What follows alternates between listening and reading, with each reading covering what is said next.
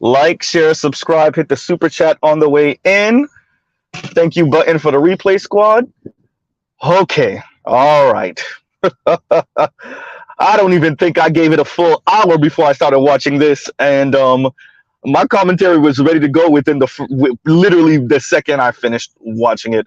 But I wanted to give myself a couple minutes to sit with what FD, Signifier, Josh, and Eddie were saying.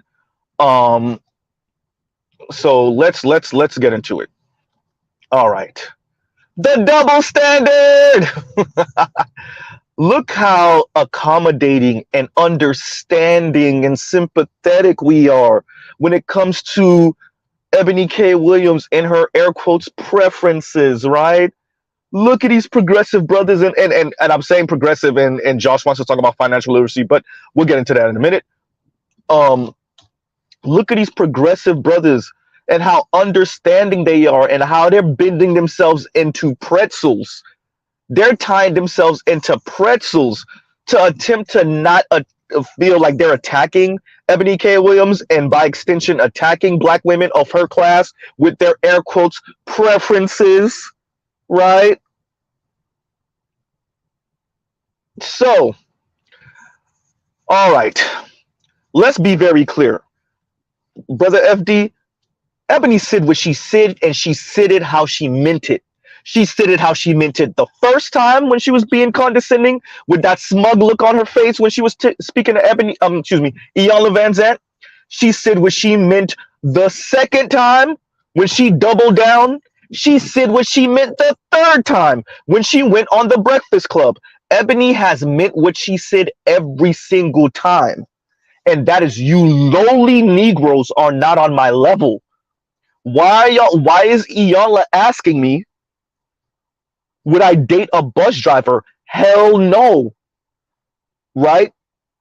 What did Kim Foster say? I am a arrived woman. And I'm putting words in Kim Foster's mouth. She didn't say all that. But I am a arrived woman. I am a woman of class.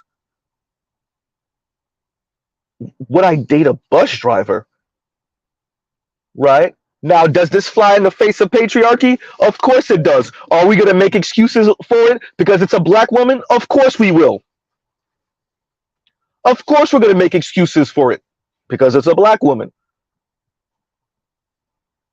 See, once again, this is why so few people take black lefties serious. The hypocrisy. Y'all so buy into intersectional feminism and the standpoint theory that black women can do no harm. It has to be the most egregious thing ever. Ebony got on. She was classist. She was sexist. She was condescending. She doubled down. All the things the left claim that they're not for, and they let it slide.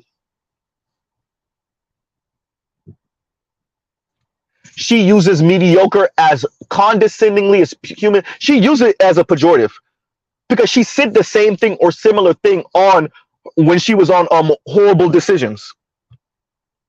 So the debate about, well, she said mediocre and mediocre kind of really means average and she doesn't mean it. No. She means it. She means it as a pejorative. She meant it how she said it. Right? So once again, FD is doing his hardest job to protect the Kim Fosters of the world, right? And their hypocrisy and how full of... Oof. Am I going to use profanity today? Today is a Sunday, right? I should be able to use profanity today. And it's after morning time over here on the East Coast. I'm gonna use profanity. How full of shit they are. They're fake as hell. They're anti-patriarchy in theory.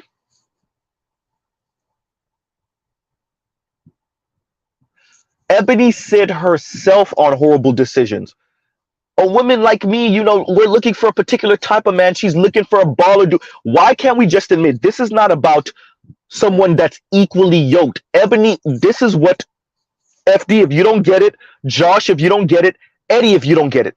Ebony, like much of the women like her, black women like her, they price themselves out. You simply earn too much and you live in a racist country. Deal with it. You think you're better than the masses of your black male counterparts. White racist, Latino racist, Asian racist men are not checking for you simply because you're black. Not enough of them anyway. Not enough of those men are checking for you simply because you're black. And you're throwing a fit because you feel like you're being resigned to the black men you think you're better than. That's the problem. Just in case y'all needed somebody to spell it out for y'all.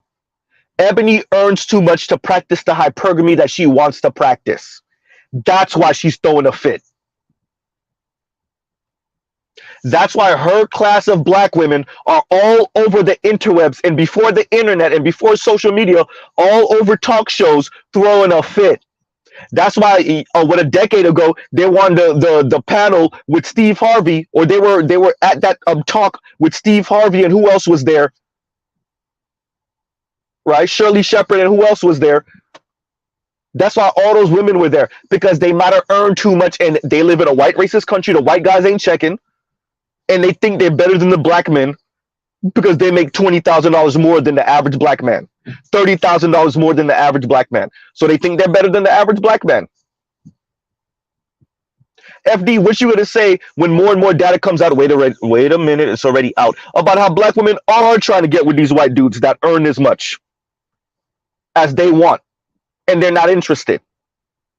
All that black women moral high ground stuff. Oh yeah, we're gonna rip that apart, straw by straw, brick by brick. That doesn't mean that black women are some specific evil. We're not doing that. We're not saying that. What we are saying, though, is y'all actually take away their humanity when you make it seem like they're morally superior to everyone else. Most particularly black men, straight black men.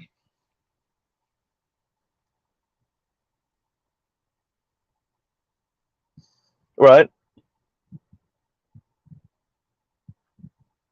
Ebony is looking for patriarchy at her high level. That's what she's looking for.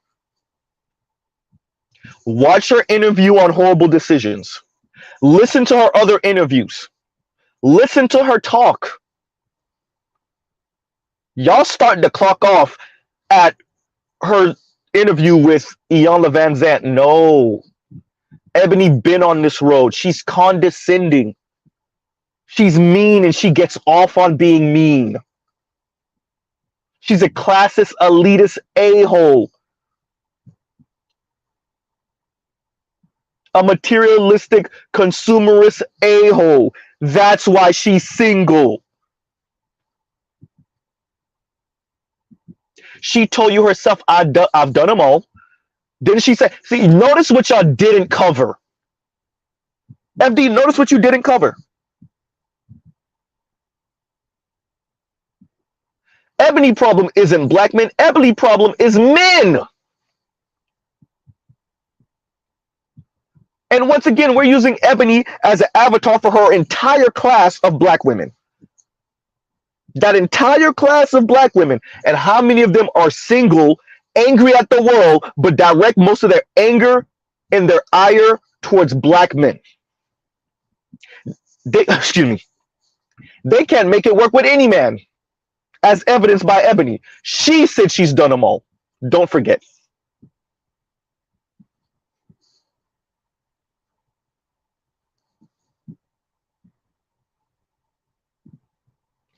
Watching y'all cop pleas for Ebony. And yeah, Eddie did say, you know, like her take, and Eddie had a little issue with the first one, and then she just doubled down. Nah, Eddie, no. It ain't no little. Y'all keep what exactly are y'all doing for black women? All you lefty brothers that sound like FD and Eddie and Josh, what exact y'all keep Let me reel it back. All this blowing smoke up their ass, all of this hyper protection of their emotions, and they're single as shit. They're miserable and angry and getting angrier by the minute. What exactly are y'all doing for them over there? Y'all see they sexist, y'all ignore it. Y'all see they homophobic, y'all ignore it. Y'all see they're mean, y'all ignore it. You see they're elitist, y'all ignore it. And direct your energy into chastising the men and wagging your finger at the men. Ebony didn't say anything different than Kevin Samuels. But she did. That's why that's why Kevin Samuels kept on mocking PhD women. Don't you get it? That's why PhD women were calling into Kevin. Don't you get it? That's why Ebony had Iyanla on. Don't you get it? Because Ebony's class of black women, the same class of black women that are PhDs that were calling into Kevin Samuels' show when he was alive, it doesn't matter.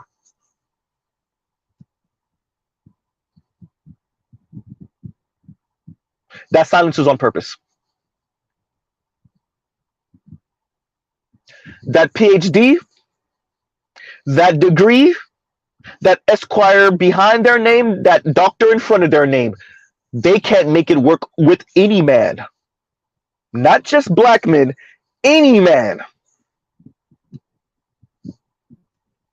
So FD, you could take that whole, well, these, I watch Kim Foster's video, and these type of women that are, they're here, and so many brothers, they get caught up in middle school, or they get caught up in high school, if not college, and then the women over here on this level, the women on that level can't make it work with the men.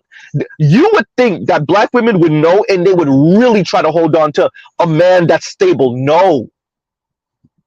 They use those degrees to become more a-hole-ish than they were when they graduated high school. More a-hole-ish than they were when they graduated with their bachelor's degree, with their master's degree. Now they got their PhD, or now they have Esquire behind their name, and they're complete and total emotional monsters.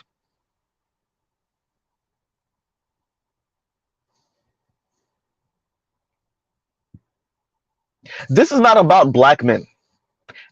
It stopped being about black men, number one, when we knew who Ebony was with before. Number two, when she said, I done them all. FD, Eddie, and Josh. Kim Foster, Khadijah, T Noir, Napier Hoba, Julesy, name them. Amanda Marianne, which y'all have to explain, is why does Ebony K. Williams' class of women, they can make it work with any man, not just black men. Don't find no weird ass backwards way of throwing black men under the bus. Don't find no weird backwards way of insulting Kevin Samuels again in his death. No. The question still remains. Weeks later, why is Ebony K. Williams and her class of black women who are not loyal to just black men, who don't just date black men, who are open to marry other men other than black men, why are they so fucking single, miserable, and trying to make the rest of the world, particularly black men, miserable also? That's the question.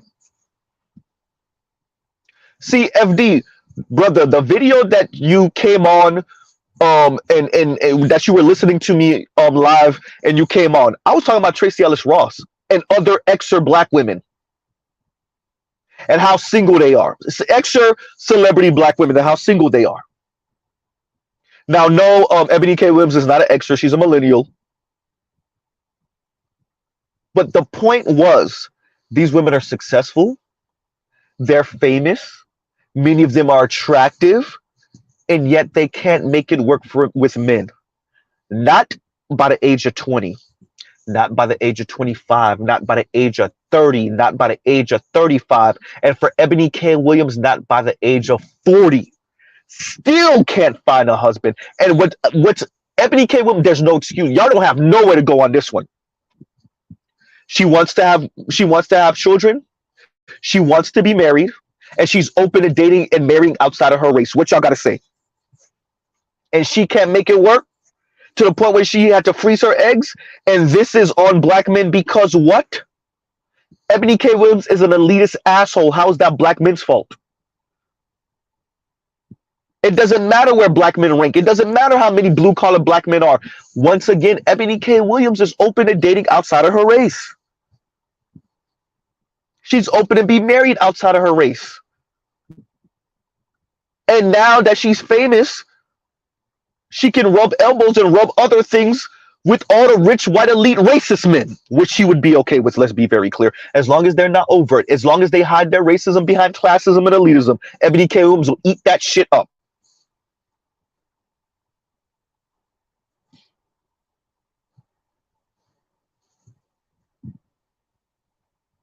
Ebony K. Williams had the baller millionaire white dude. Destroyed that because he put his kids first. Let me get this right, Miss Mixed Black Woman. Or, I'm sorry, she's not mixed. We found out she's not mixed. All right, cool. Let me get this right. The white man put his 3 white children before you.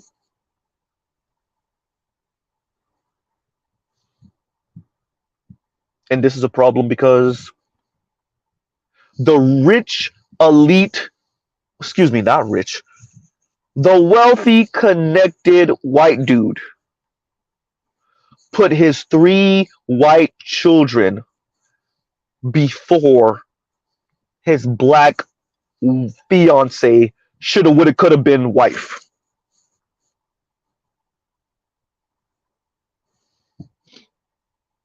Huh. And here's FD and Josh and Eddie to a lesser extent, copping pleas for Ebony, for Ebony K. Williams. Ebony meant what she said. This, as I said before, the internet's going to expose us all and just let them talk. As I've said before, Ebony's situation was so blatant and it was so fun and interesting watching all of these people moonwalk around her, try to interpret what she said, what she meant. Nah, she said what she said and she doubled and then tripled on it. She doubled down and then tripled down.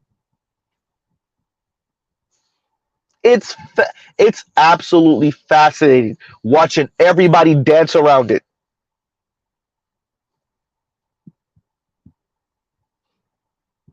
Right?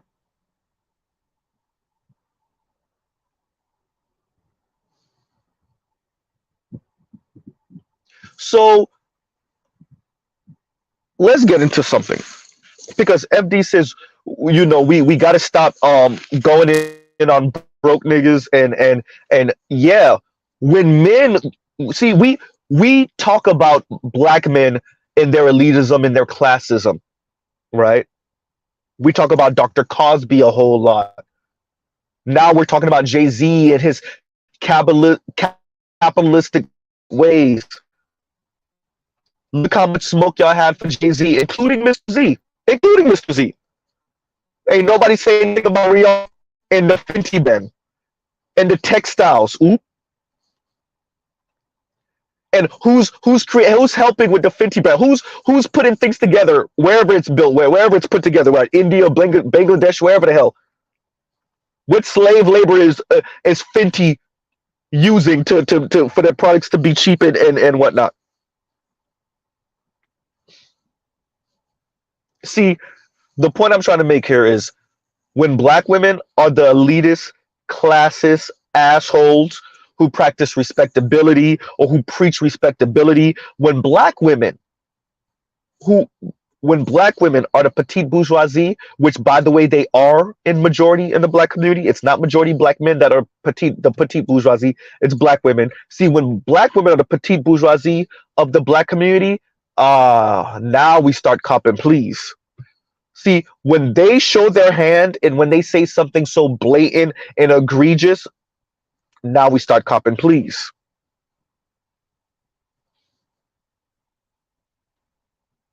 Ebony said what she meant. Other black women backed her up. Not all, but a significant chunk of other black women backed her up. Y'all saw what y'all saw. We all saw the same thing.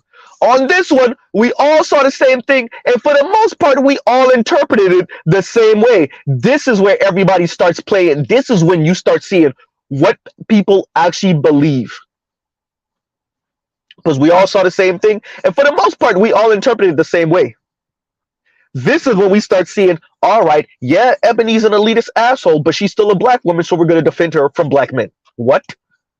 Wait, we're going to defend the connected, rich, elitist asshole black woman from blue-collar black men. The lowly blue-collar black men with no real power and no real influence. Huh. Interesting.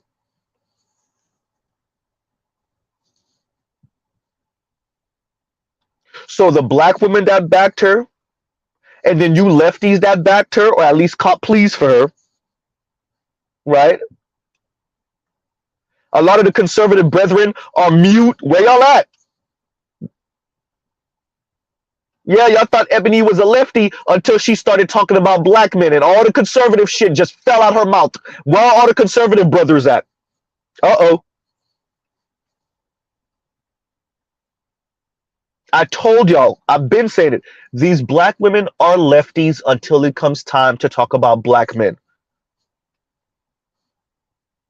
Once we start talking about black men, all of these supposed lefties, primarily the black women, get real conservative real quick. All the do for self, rugged individuality, right? Pull yourself up by your bootstraps. Yeah, all of that start falling out of their mouth once we start talking about black men.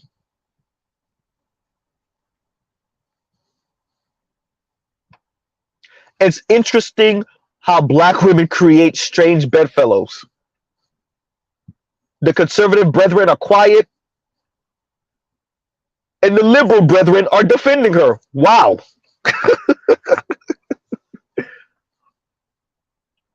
Huh.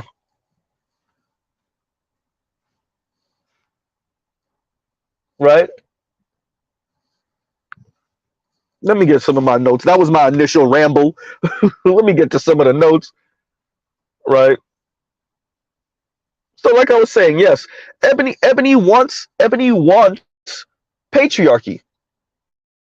And watching Eddie and FD Signifier and Josh just try to walk around that. Y'all just kept on walking around it. Ain't nobody want to say it. What she's advocating for is patriarchy. Y'all want to talk about double standards? See, when Kevin Samuels was saying it, y'all ain't have nothing to say. Wait a minute. We could say the same thing. Now that FD Signal, excuse me, not FD, sorry, FD. Now that Ebony K. Williams is talking about patriarchy and everything but name, it's interesting watching all of these lefty black women defend that. So let me get this right. All of these lefty black women that are anti-violence are perfectly okay with Will Smith slapping the crap out of Chris Rock in air quotes defense of his wife. And let's be very clear, don't do the Will Smith ego crap, because black women told you exactly why they were with Will Smith slapping Chris Rock. They said it. So all the anti-violent people, all of the no bullying people, all of that, all of these black women were perfectly okay with Will Smith slapping Chris Rock.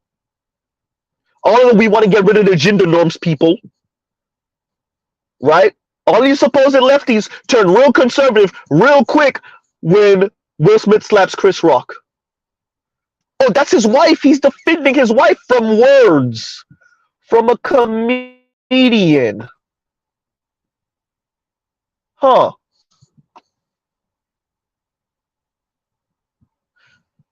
Then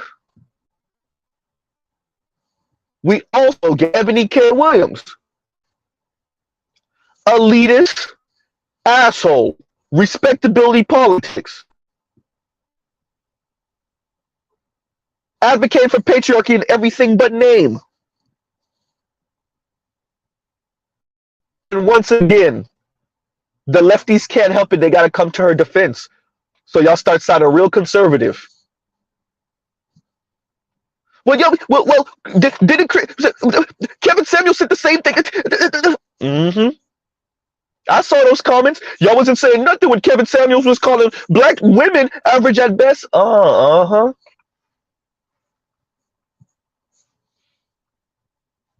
So when black men talk about patriarchy, problem. When black women talk about patriarchy, advocate for patriarchy, say they ain't budging 1 inch unless they have a patriarch. Silence. What happened? Oh, what happened?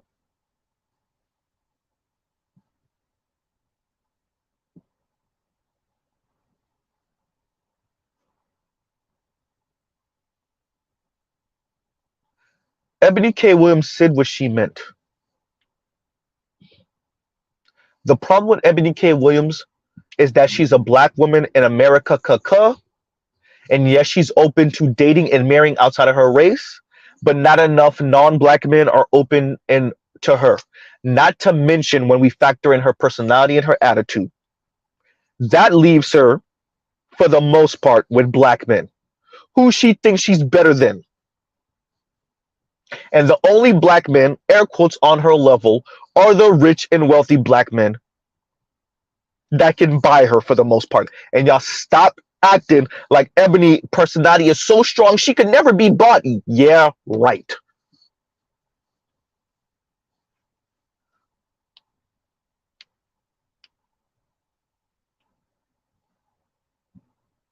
Ebony K. Williams wants patriarchy. She wants gender norms. Kind of, sort of. She still want to talk a lot.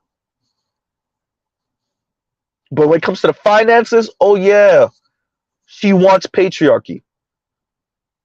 And y'all don't know what to do with that. All you lefties don't know what to do when black women and when women in general, but when black women specifically start talking about, yeah, we want patriarchs.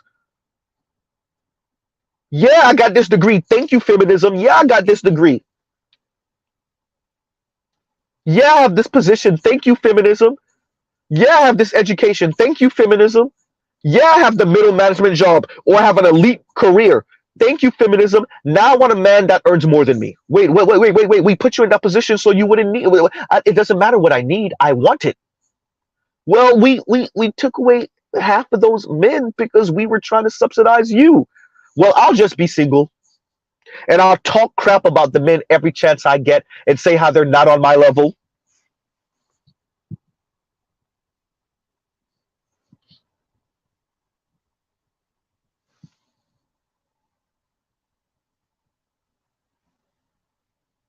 Ebony K. Williams advocated for patriarchy, and now y'all don't know what to say. Y'all don't know what to do. Y'all find out, well, actually, Mr. Z, you're wrong. They do know what to say and what to do. They just found a way to bring it right back to black men not being up to snuff. And they kind of understand what she's saying. And don't you get it? And for the lefties, let's give them, some racism and kind of block black men. And, black men are the #1 targets. And FD spoke to this. FD spoke to this. But once again, it's a backwards way of saying, well, black women are above us. And low key, we kind of understand why they date out. We kind of get it.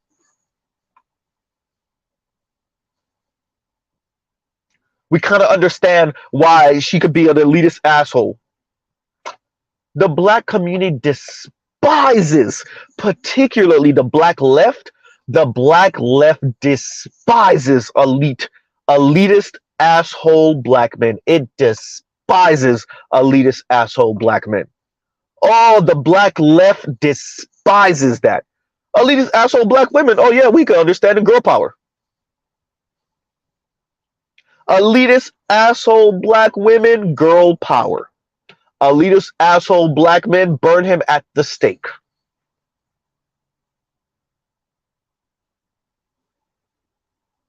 Right?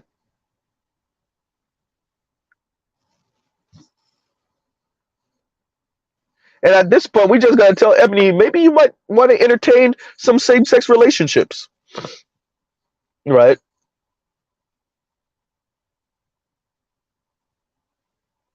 Maybe you want, I mean, if you feel like you're better than the masses of black men, and just the masses of working class men in general. Um, Rich black men are kind of not interested. Rich non-black men are kind of not interested, right? Kind of leaves you in a very tough spot, right? Stay single, or like Mr. Z said, maybe entertain same-sex relationships,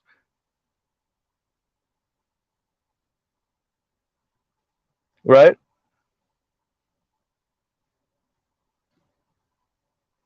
Iyanla said what she said, which is, we're not talking about somebody on their couch playing video games. We're talking about a solid, stable man, right? Ebony said, "Yeah, nah, no." Other black women came up behind her and backed her. Why y'all always trying to tell black women to settle? And she's a rich, high-powered. Isn't that what you were saying, Eddie? She's a rich, high-powered attorney.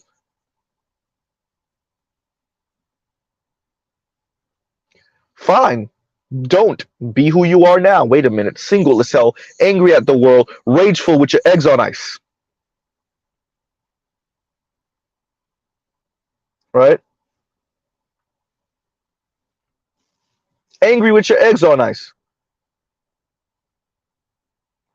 And by the way, Eddie and FD Signifier, Kim Foster wasn't the one who made the video, Black Women Aren't Marrying Down. That was Juicy. Kim Foster would never.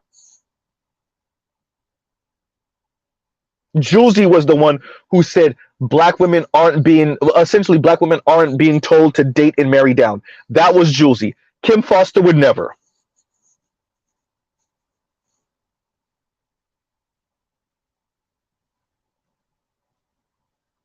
Right? Because remember, Kim Foster was the one that put out this whole series about class that FD was referencing. And he tell Kim Foster, take all that class talk and shove it. Because Ebony K. Williams ain't making it work with no man, regardless of class. If Ebony K. Williams was really that kick-ass, we wouldn't even be having this conversation.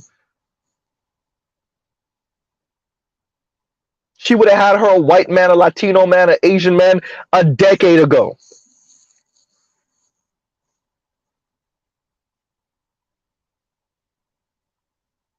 It's real interesting how we talk about black men when you couldn't get more clear and blatant than Ebony K. Williams. Eggs on ice, famous, attractive, educated, right?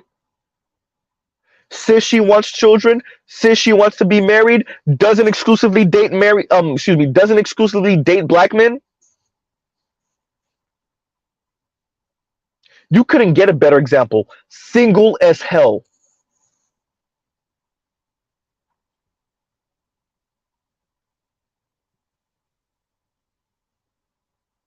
And somehow this ended up being a critique of black men not being on her level. And poor niggas. And blue collar niggas. Wow.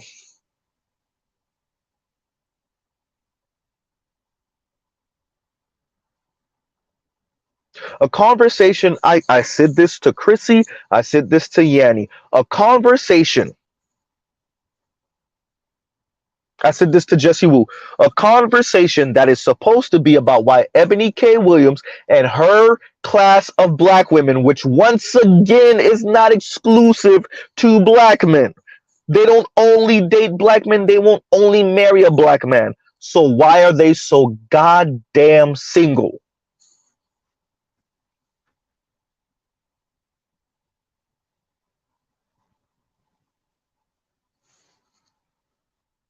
That's all, right?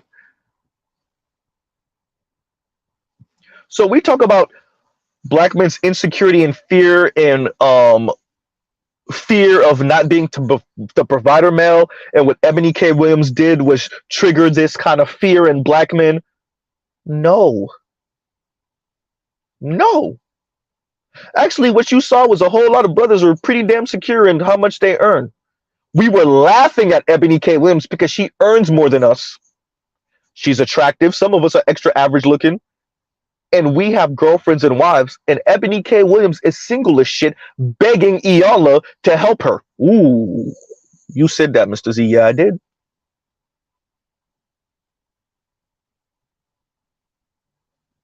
Huh. And remixing the divine order of things. I believe in spouse and then children. No. God, then spouse, then children. No, no, no, no, no, no, no, no, no, no, no. That's not what the Bible says. Stop trying to remix it, Miss Ebony K. Williams. God, man, wife, then kids. But nice try. We were laughing at Ebony K. Williams, FD.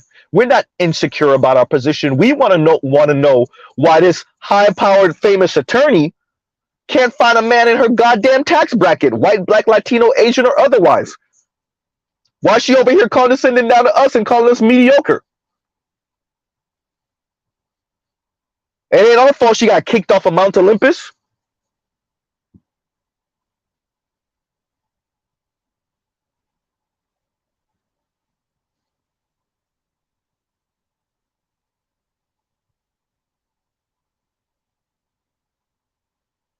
Y'all will twist yourselves into pretzels and nuts for black women that say the most blatant and clear, disrespectful, mean, condescending thing, as long as they claim to be somewhere on the left, or they said one or two air quotes positive words about black people or black women, or claim some black female empowerment. As long as they don't go all the way to the right with Candace Owens, boy, y'all will defend them to the hilt. And Super Duper says, and thank you for the super chat, I think she wants a non-black male patriarchy. Of course.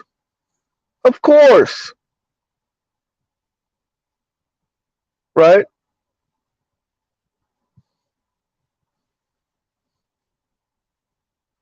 Once again, we've said it. White men get to have patriarchy. Black men, you get Ebony K. Williams when she finally cries all the tears she can cry and throws all the fits in silence. And she finally, air quotes, settles for a regular black dude. You can have her then. And whatever type of arrangement y'all have, that ain't patriarchy. Right?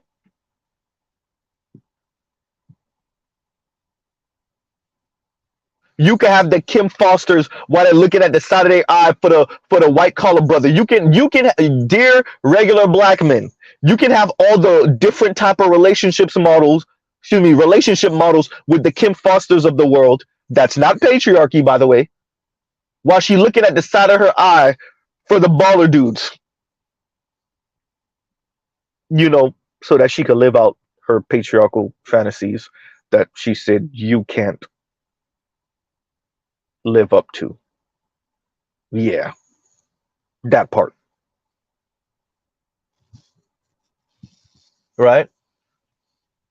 And I did hear FD did do a very blink and you'll miss it reference to divestors. He didn't mention divestors. This is where they come in, right? Because they feel like they've accomplished so much. They're so educated. They're doing so well in life. Black men are not on their level, so they're going to go date out. And he didn't stick the point. He just blink and you'll miss it comment. Just a little side comment.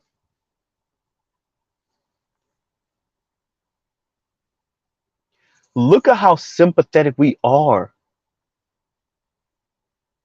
Look at how understanding we are.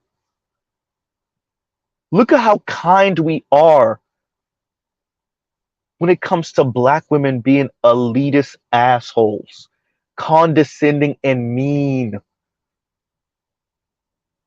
classist assholes.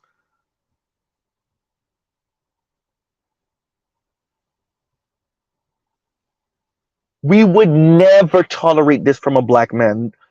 Definitely not no straight black man. We would never, ever tolerate that. I think that's Tori or Torre. Thank you very much for the cash app. Thank you very much. Right? We would never.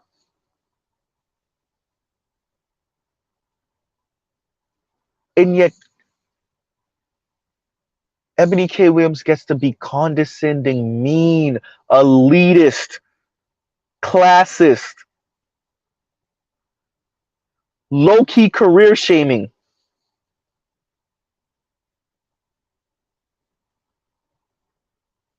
And it's interesting watching all these lefties be so sympathetic to her.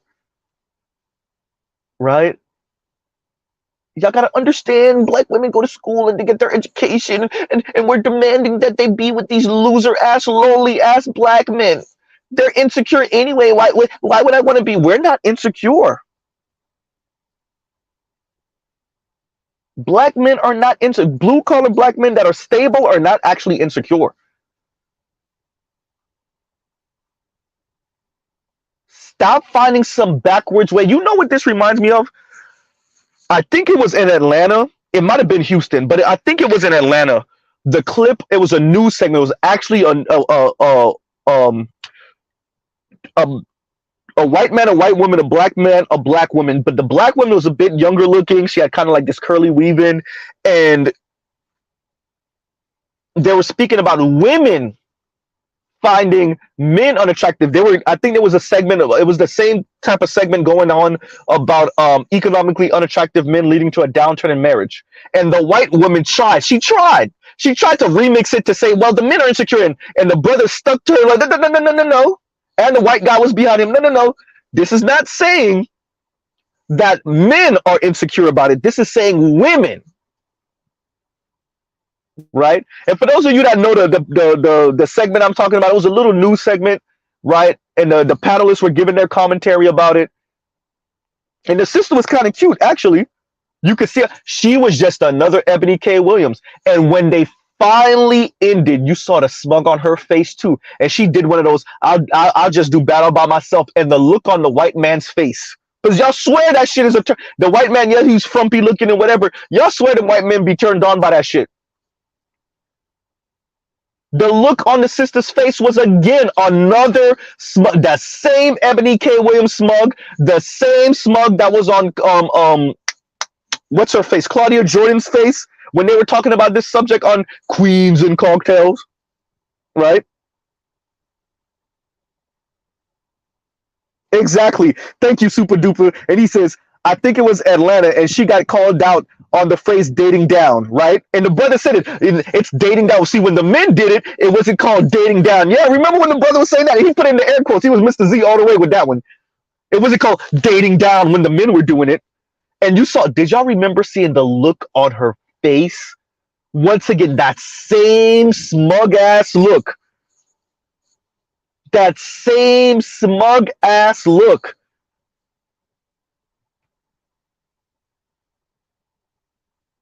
FD, if you're going to talk about this subject, if you're going to put any toes in this subject, you got to come with it. You got to be genuine, brother. You got to be genuine. All this cop and pleas for the women when they, bro, this is like one of the most egregious examples of what black men have been speaking about. And to watch y'all still try to tap dance around it and cop pleas for Ebony K. Williams it's ridiculous. It's disgusting. It's disgusting. Ebony said what she meant. And y'all just like and the reason why I brought up the reference, y'all just look like the white woman that's talking about, oh, well, you know, what about the men and their insecurity? And I'm so happy that brother and the white dude backed him up. Yeah, well, wait a minute, no, this is talking about women and their insecurity. Women like Ebony K. Williams. We're not talking about men and their insecurity. We're not talking about men's preferences. No. All of this is about Ebony K. Williams and her class of black women who, once again, are not exclusive to dating black men or marrying black men, and why they so goddamn single.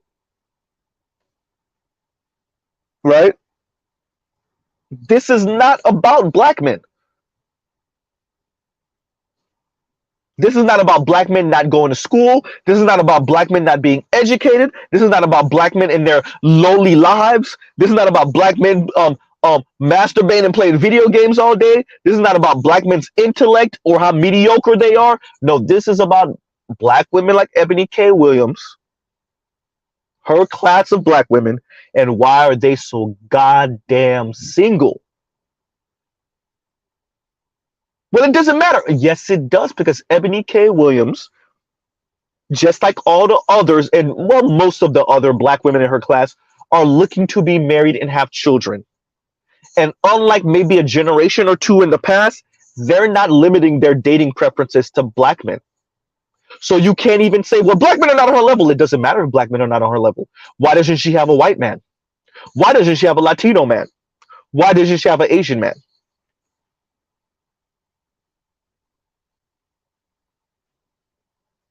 Right?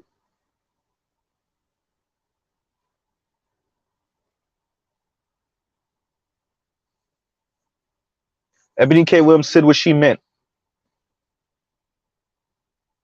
She said what she meant. Y'all can keep on copping, please. Ebony K. Williams said what she meant. She said it how she meant it.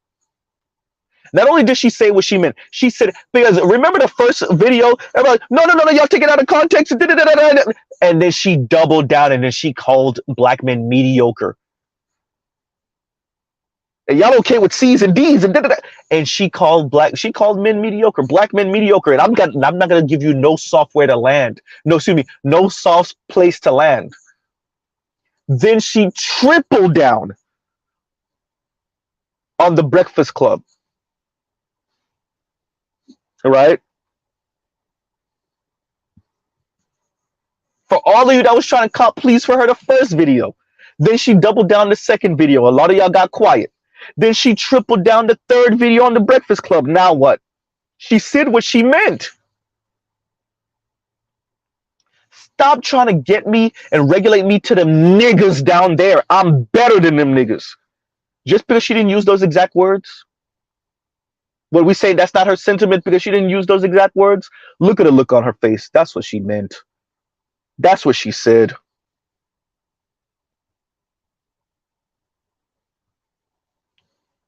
I'm better than them niggas. Stop trying to regulate me to these niggas that I'm better than. I didn't go to school to be regulated to dating some loser ass bus driver. That's what she meant. Stop regulating me to blue collar men. I'm better than them. Shout out to Kim Foster. I'm of a better class than they are. Could we just call these women the petite bourgeoisie that they are? Dear FD signifier, can we call them what they are? This is the petite bourgeoisie class of black people. Black women like Ebony K. Williams are the petite bourgeoisie class of black people. And they need to be treated with the contempt that they deserve. They need to be treated accordingly as the colonizing agents of the black community.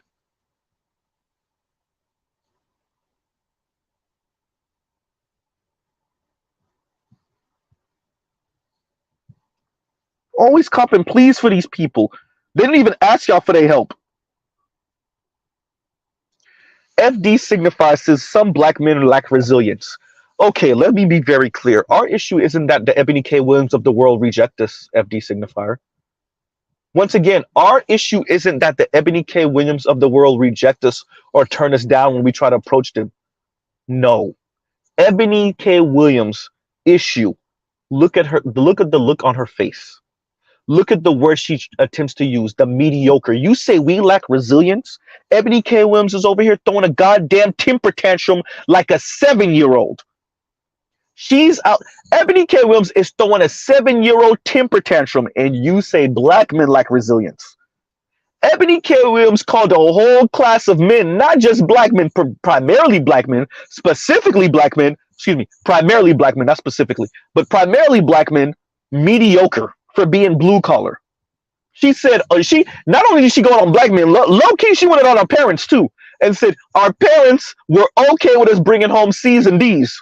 We're mediocre. You talking about we lack resilience? This lady is throwing a temper tantrum because she can't find the type of men that she wants. She definitely can't keep them. Maybe they smash it on the low. We don't know. But you say we lack resilience? The 40-year-old woman throwing a 7-year-old temper tantrum in front of the entire world, but yet black men lack resilience. I saw that sleight of hand you pulled. Black men lack resilience, but Ebony K. Williams is over here throwing a whole goddamn temper tantrum because she's 40 years old with her eggs on ice.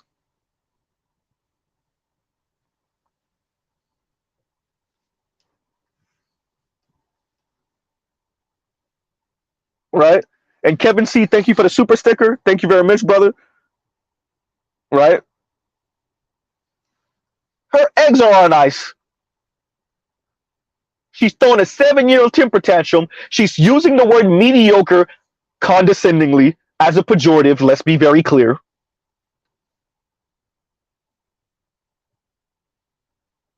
But yet, black men lack resilience because the Ebony K. Williams of the world turn us down, or is it that Ebony K. Williams talk to us like that? They talk, not even talk to us. Let's be very clear. They talk about us in our presence and outside of our presence like that. But yet we're the ones who lack resilience. In other words, just eat it. Let Ebony K. Williams insult you in your entire class of black men. Even though we're married and we have girlfriends and we're in relationships. And Ebony K. Williams, with the looks and the money and the status and the connections and the education and the wealth, and they're single as shit. But we're the ones who lack resilience. We are the ones who lack resilience. How many of these women called into Kevin Samuel's show night after night? Master's degree, PhD, upper 5 figures, 6-figure income.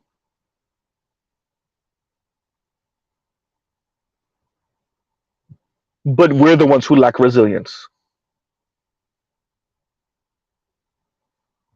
A year after Kevin Samuels dies, we get Ebony K. Williams looking like a goddamn fool, insulting black men, calling black men mediocre. And she's, let me get this right. We're mediocre, you're elite, but you're the one who's single as shit.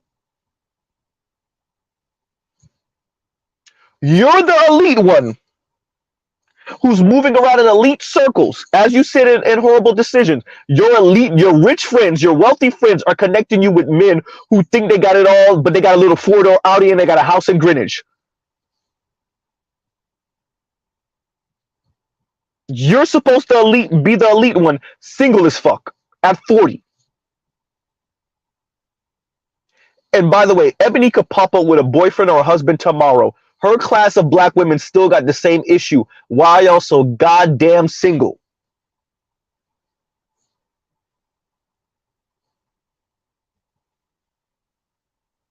And yet FD signifier says we're the ones who lack resilience. We are the ones who lack resilience. Once again, let me say this one more time before I go to the next point. We are the ones who lack resilience. Black men, the ones that listen to Kevin Samuels, the ones that's part of the black manosphere, we're the ones who lack resilience, but yet Ebony K. Williams is over here throwing a goddamn 7-year-old temper tantrum. She doubled and then tripled down on it. But we lack resilience. Yeah, that's it. Yeah, that's it. Right? Condescending ass Ebony gets to be condescending, but we're the ones who lack resilience.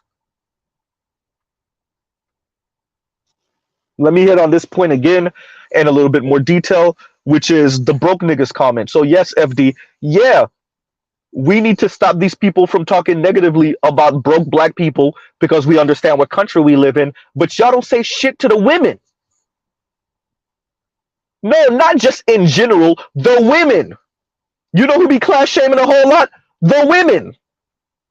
You know who be income shaming a whole lot? The women. Who education shame a whole lot? The women. That's why they single as fuck. Who broke shame a whole lot? The women. Once again, that's why they single as fuck.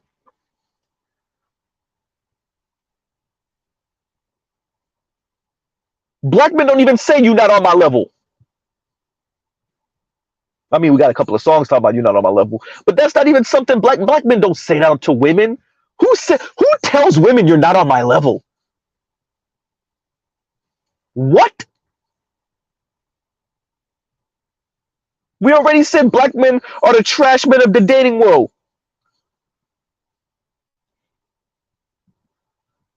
Shaming black broke people. See, when the women shame them, then notice how this thing goes, right? If this was a man, if Ebony K. Williams was a man, these niggas stay shaming black people. These black men stay shaming black people about their income. When it's black women, black people, right? No, let Ebony stand on her own and her class of black women stand on their own for shaming broke black people in racist America.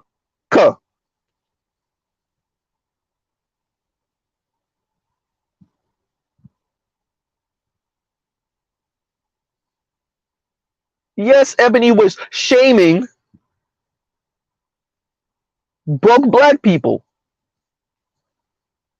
That's the elitist a-hole conservative in her. You know what you didn't call out. That's the rugged individuality in her. That's your pull yourself up by your bootstraps in her. That's the years of working on Fox News in her. Ooh, Mr. Z, goddamn. What happened? Oh, yeah, I didn't bring that up. See, if it was a black man, a straight black man that spent years working on Fox News, and then some man asked them about their preference and they go start condescending down to blue collar black women, y'all would have made sure to bring up that he worked on Fox News. You would have made sure, yeah, once upon a time, you know he worked on Fox News. Y'all can understand why he sound like that. And here come all the pejoratives. But when it's Ebony K. Williams and other black women like her, we're just going to conveniently forget about that. Look at the selective memory and all of it.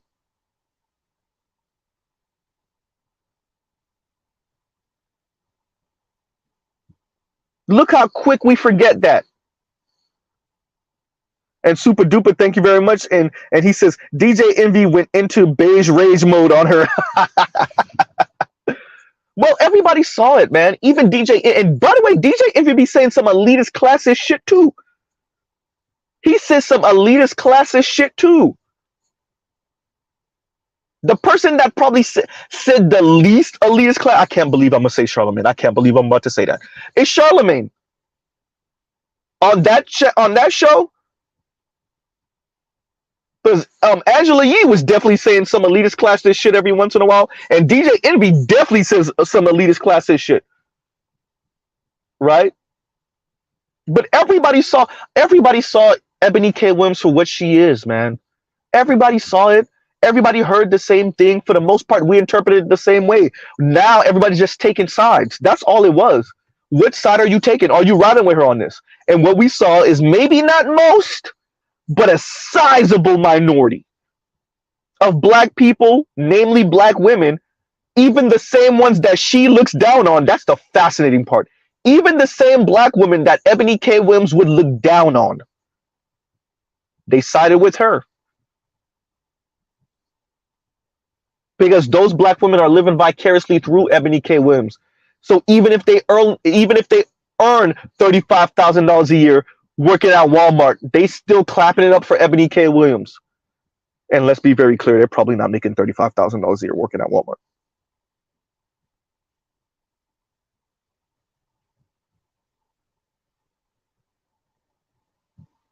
Right?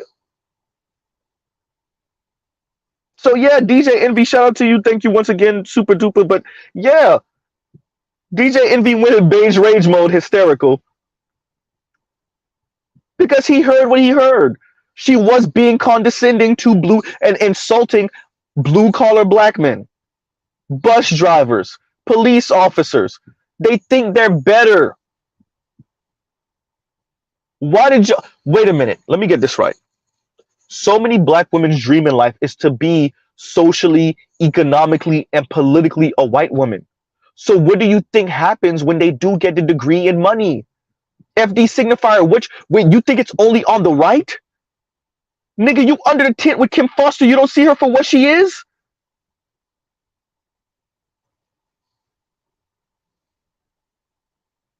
What, you think it's only the Candace Owens and the Mia Loves and the Kim Klasiks and them? You think they're the only ones?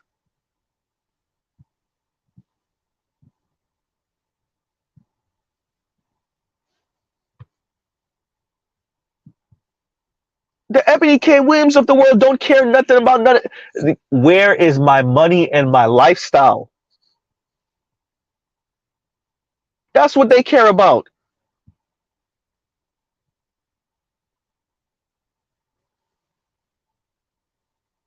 My money, and that's where the class element comes in. My money and my lifestyle. That's what Kim Foster care about. I want my money, I want my lifestyle to look a certain way.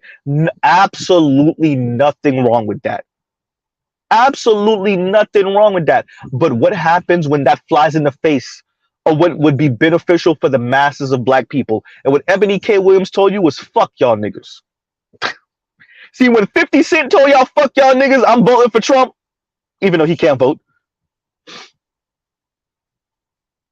I'm riding with Trump.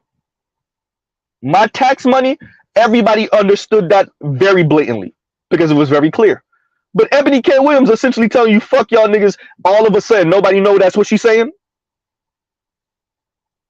All of a sudden we sympathetic and empathetic. Right? Her working on Fox News was fuck y'all niggas. Excuse me. But I forgot y'all don't see that for what it is. Okay.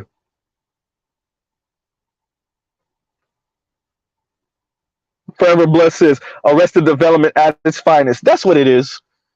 And I don't know why we keep on thinking that just because someone is academically accomplished or they earn a certain amount of money, that they don't have arrested development of their emotions, right?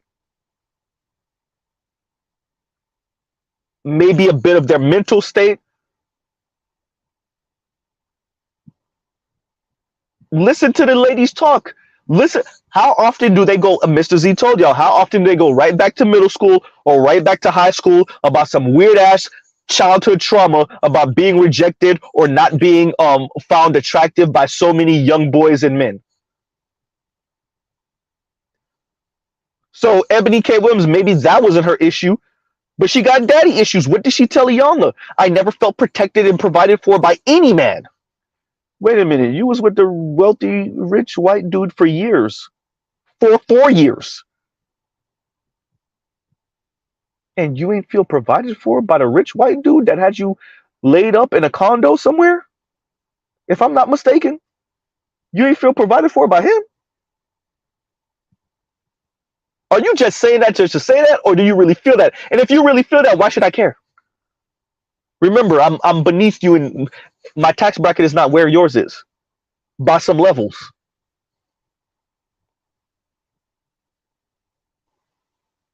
Right?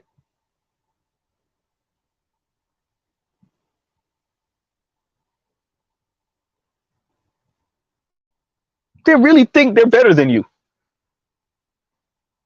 And they'll say everything around it. Ebony, you should have just came out and said, no, I'm better than that. You could have just said it. Nah, I'm better than that, Iyanla. No. I didn't do everything I did to be with some lowly ass,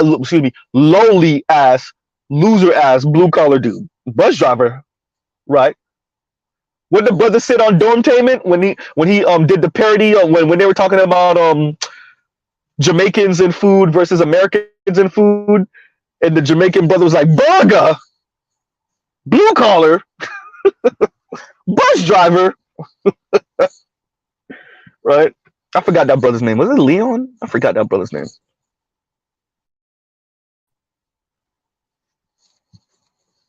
Right? What else I got? I got notes for days. Josh brings up financial literacy. Oh boy. Brother, this is not about financial literacy. I don't know if you just want to stick that in there or something that you watched or you just listened to. You know when somebody want to say something, they don't got nothing to do with nothing, but they got to find a way to shoot this conversation, this part into a conversation. So Josh brings up financial literacy. This is not about financial literacy. This is about being wealthy, period. Not about what you got in your savings account and how you might be blowing your money on dumb things. No, Ebony don't care none about that. Ebony's issue is I want the baller dude. Ebony does not want to do it on her level. Be very clear. She said it already. I've dated dudes, I made more money than, and I've done that and blah, blah, blah. She is not looking for that anymore. Ebony is looking for dudes that are wealthier than her. And there's nothing wrong with that. But this is not a conversation about financial literacy, Josh. Wrong conversation. Right?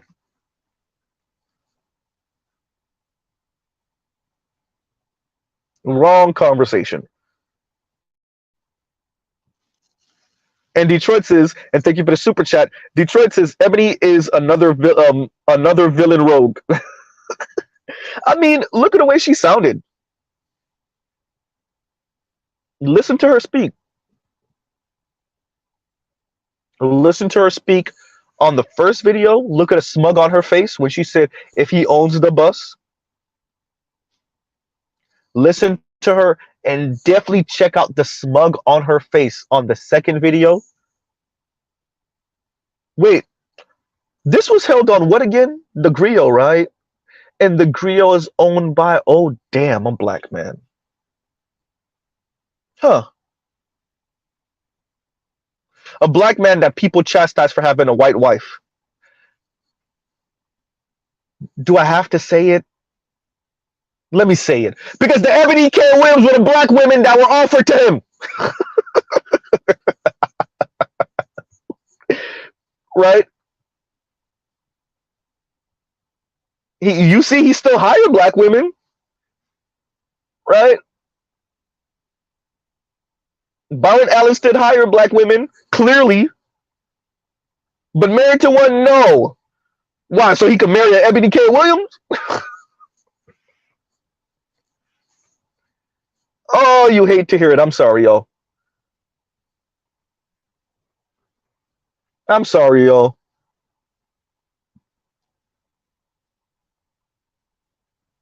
But am I wrong, though?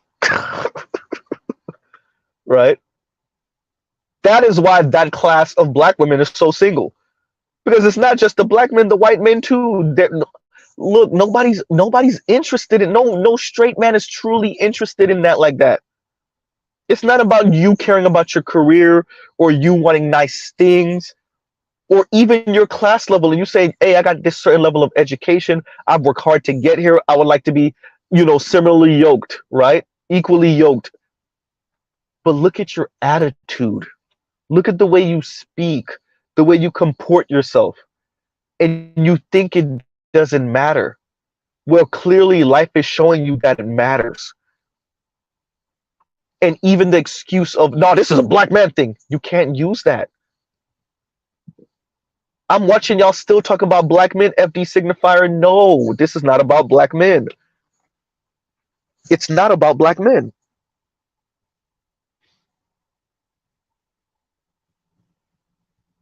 Right?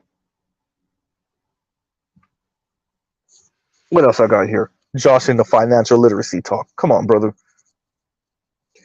And so FD does say something I really agree with, which is and I'm remixing it and putting it in my own words, which is the Jay-Z's of the world, the Ebony K. Williams of the world. They talk like this about black people, and we've been, as a matter of fact, black men have been saying this about black women for the longest time because they do not fear any reprisal. These class of black people, namely black women, do not fear reprisal. They don't fear it. They would not talk like this about Jewish folks. They would not talk about like this about Latinos. They would not talk about like this about anyone. About Asians, South or East Asians, they wouldn't. But they speak like this about black people, namely black men, because they do not fear any consequences. They know that half the black community is going to defend them as evidence, right? Evidence, here you go. And they know, quite frankly, for the most part, even if black men wanted to, for the most part, white society will back them up. I would like to direct you to Gayle King and Snoop Dogg. Right? So in other words, black women almost go with impunity when it comes to insulting black men and then couching under constructive criticism. And sometimes just straight out insulting black men. Just openly insulting black men being condescending, go against all what these supposed lefties say they stand for. Ebony defecated on all of it, and all we saw were black people, black women, the black left just caught pleas for her, right?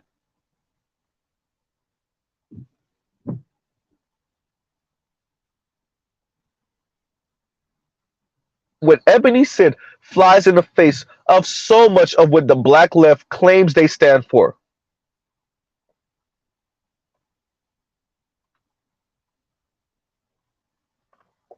And yet, for the most part, the black left was quiet about her classism, about her elitism, about her career shaming, about her being condescending and mean and catty and insulting. Y'all want to talk about feelings, not caring about working class black men's feelings?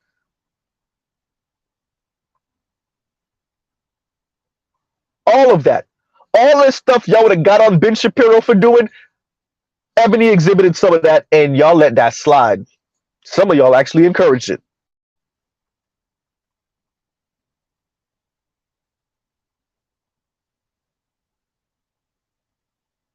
Right? So let's be very clear. Y'all don't mean what y'all say, and that's okay. We didn't think y'all meant what y'all said anyway. Right? We didn't think you meant what you said anyway.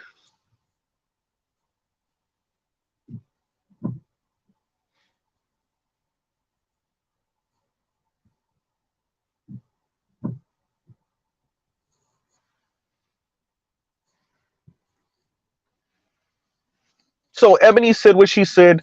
I watched like I said, the link is in the description for those of you that want to know what I'm responding to. I'm pretty sure all of you already checked it out.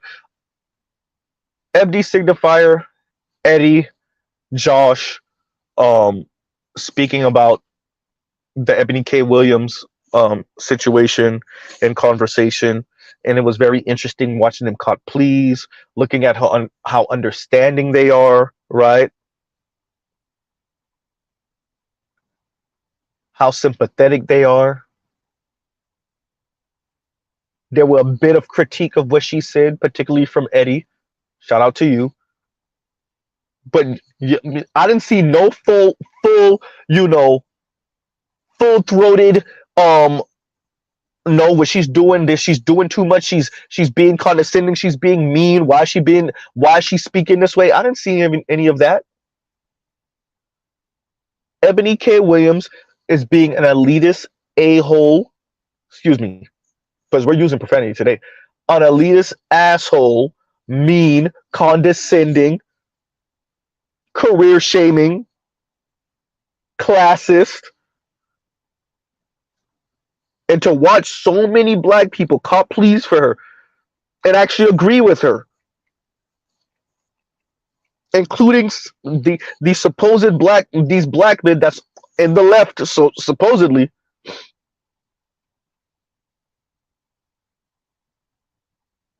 And it just goes, you want to know why the Democratic Party is having a man problem, why more and more black men are threatening to leave the left, to leave the Democratic Party. And some of them are actually moving from there, moving from the left. You want to know why?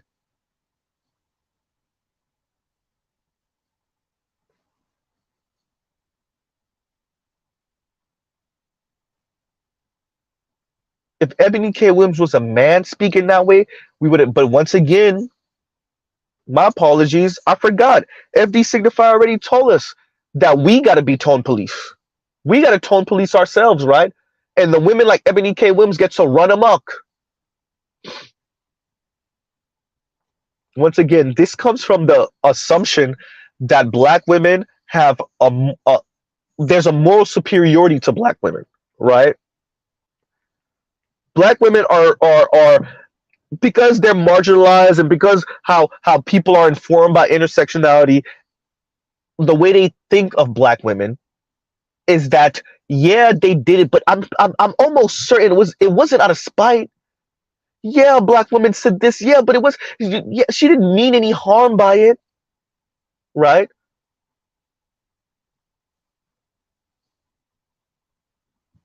Meanwhile, the Ebony K. Williams of the world double and triple down on what they said because they meant it.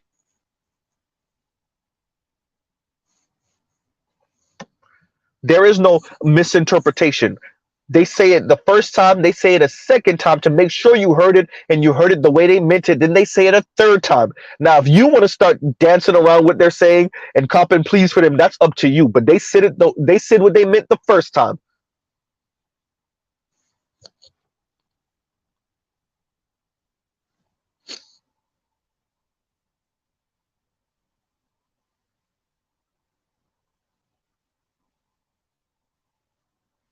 Y'all let and once again, this is bigger than Ebony K. Williams. This is Ebony K. Williams and her class of women. So yeah, this started off about Ebony K. Williams and her preferences, right, and why she's single, and it quickly became a conversation about blue collar men and bus drivers and who's not on her level, and stop trying to regulate her to dating men that are beneath her. All right, and Ebony K. Williams is still single as hell.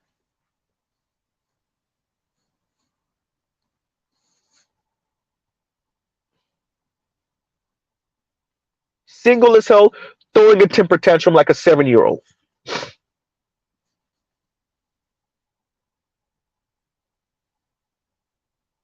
And this has larger ramifications because the Ebony K. Williams of the world are the ones in the rooms.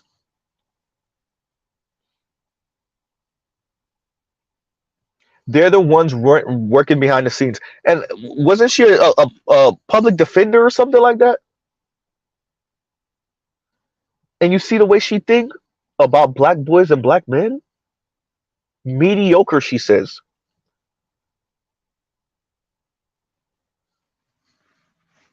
So we sent our daughters to school so they could essentially become racist white women, racist, classist, elitist white women. So we sent our black daughters to college and university so they could become elitist, racist, asshole white women.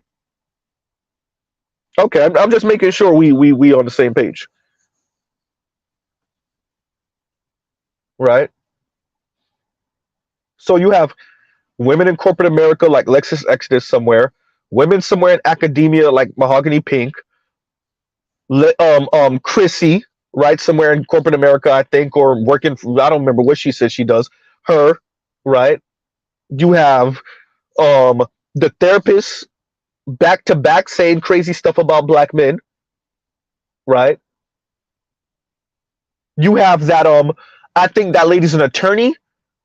The heavy set dark skinned black woman. It was a TikTok video circling around about a year ago where she was like, when she was getting on other black women, y'all let black men talk like this, and y'all let black men talk like that, and da da da. And she's an attorney. She's an attorney. Now she's in a same sex loving relationship, go figure, but she is an attorney. Black woman. Then you get Ebony K. Williams, black woman, attorney. FD signifier, where you at? Y'all want to know why my brother's keeper got so much pushback? These are the people. No? These are the people. They do a little blink and you'll miss it. Yeah, black men are dealing with racism, blah, blah, blah. But let me tell you how shitty they are. And let me tell you how much they're not on our level. Right? They do a little blink and you'll miss it, little side comment, throwaway comment about black men and their plight, black men and racism, black men and white supremacy. And then they spend the rest of the conversation denigrating black men.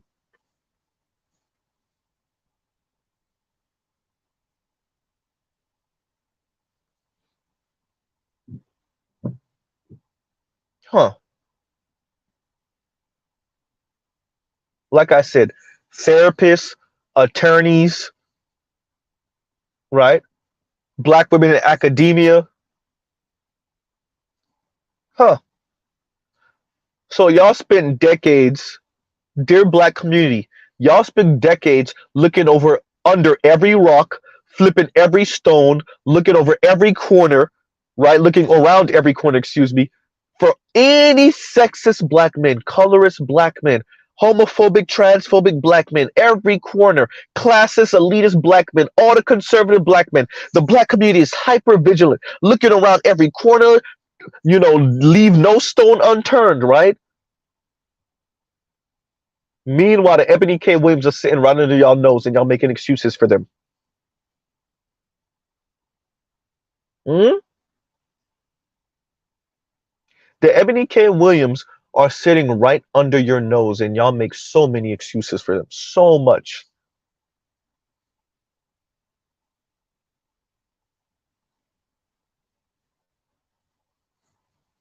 Hmm. What did that trans lady say when she was on CNN? How she was pretty much excusing Will Smith slapping, not even excusing, more than excusing, Will Smith slapping Chris Rock? Supposed progressive, right? Hmm.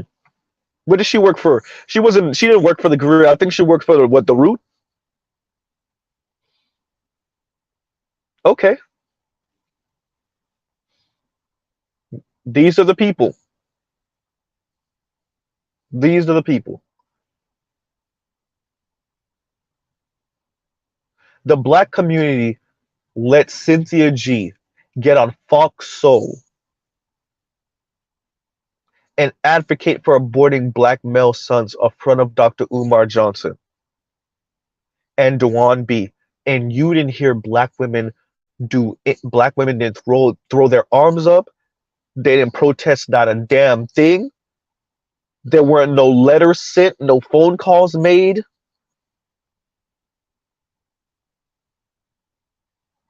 What they did was laugh at Dr. Umar Johnson for mistaking what's face for a natural born woman. Don't worry, Mr. Z made the same mistake. So it was funny that Dr. Umar Johnson thought this person came out the womb, XX chromosome. That's what we're focused on. Cynthia G loud talking and condescending to Dr. Umar Johnson, and then wrapping up the conversation with advocating for aborting black males.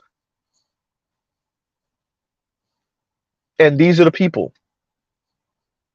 And FD Signifier and Josh and Eddie, where y'all at? Where y'all at?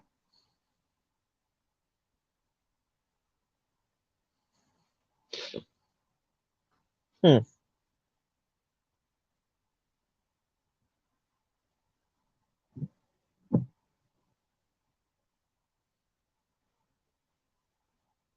And you wonder why so many brothers are going SYSBM and passport bros, or just resigning themselves to their homes, becoming minimalist, and doing the bare doing the bare minimum to subsist, and making sure they leave no space in their life for any girlfriend, any children, anything. This is how you get here. A community that refuses to advocate for black men outside of the two most egregious things: being murdered by the state and prison.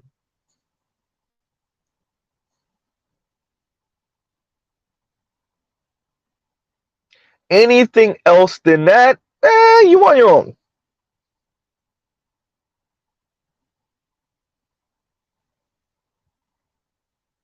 And the only reason they probably even care about that is not because they actually care about it, because it's so blatant that if they didn't speak up on it, it would be like, wait a minute, why isn't the black community talking about all these black men being killed on camera by the police?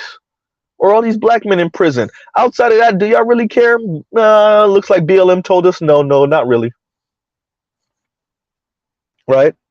And thank you for the super chat. And better use is Z is YouTube's Batman. I swear he don't miss nothing.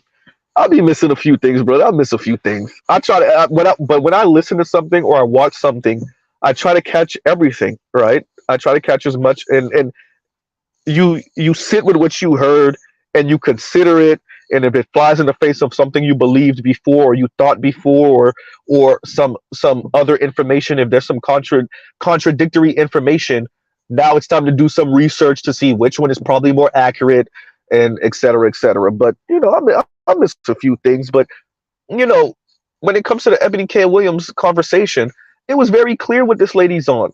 It's very clear, right? And I don't need to wait 30, 40 years for her to say something that flies in the face of what she's saying now. And then pretend like she never said what she said now. Shout out to Yellow Van Zandt. Yikes. I'm not going to wait 20, 30 years. I'm not going to wait 20, 30 years later for her to be like, well, actually, shout out to Oprah and the deadbeat dad stuff. Ebony K. Williams meant what she said. She doubled down, she tripled down. There's nothing to miss. There's no other way to interpret what she said. She said what she said, and she said it twice, 3 times. She said it thrice. Right? How do you can misinterpret what someone says the first time. Maybe, possibly, you don't get it the second time. But if they say it 3 times and they 10 toes down with it, if you don't get what they're saying, that's because you refuse to get what they're saying.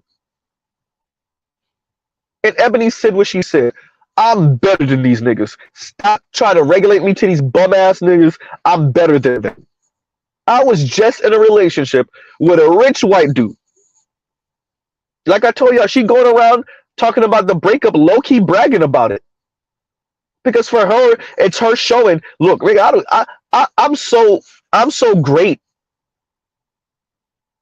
that I could take the rich white man and throw him in the trash. I could give him an ultimatum. It's either me in the Bahamas or you and your kids in Jersey.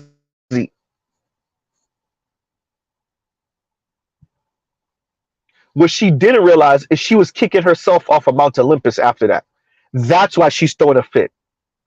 Because they broke up sometime around COVID.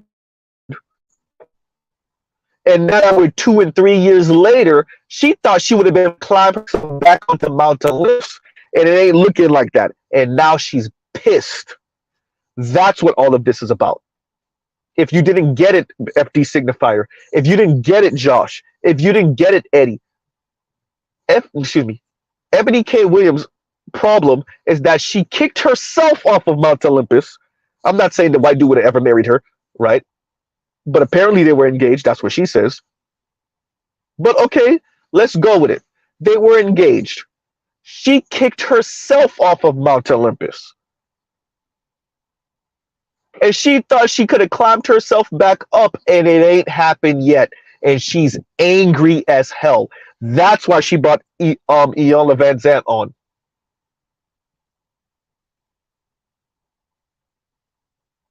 Dear FD Signifier, Ebony K. Williams wants certain aspects of the gender role. She wants the provider protector part. I don't know why that was so difficult for you and Eddie and Josh to accept. Ebony wants the provider part, the protector part of the patriarchy. She made that very clear multiple times. Did y'all watch the same interview I watched? She made it very clear. I've never felt provided for and protected by a man. Bitch, you're rich and famous. Why does that matter? Because that's what she wants.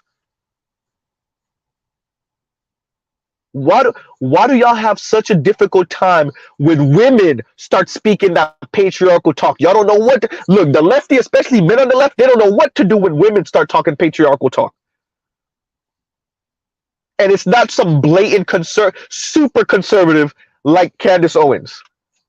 When it's not a Candace Owens or a Kim Klacik, which they could just dismiss them and be like, oh yeah, but they're super conservative. They're conservative. right?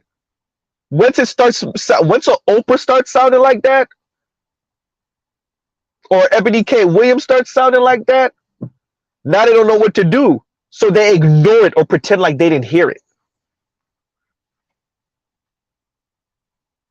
All the things y'all addressed. Look at what y'all had a hard time coming to terms with the fact that Ebony K. Williams said what she meant. She said what she meant.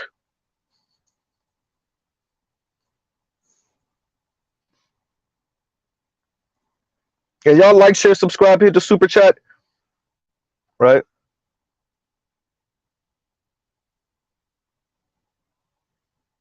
She is looking for patriarchy. And she doesn't care whether it's black, white, Latino, Asian, or otherwise.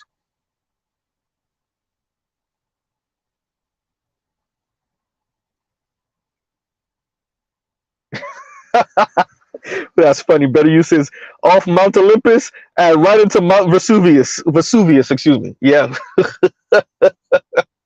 For those of you that don't know, I think Vesuvius, that was the one on Pompeii, right? The island of Pompeii, right? Right?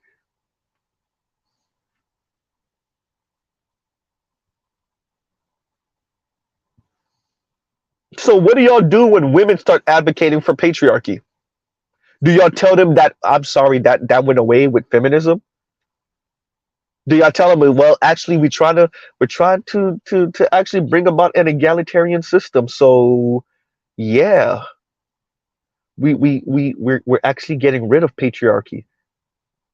I mean, there's a few of those men left, but you're gonna have to get down with their program, whether you earn more than them or not. They don't care nothing about that.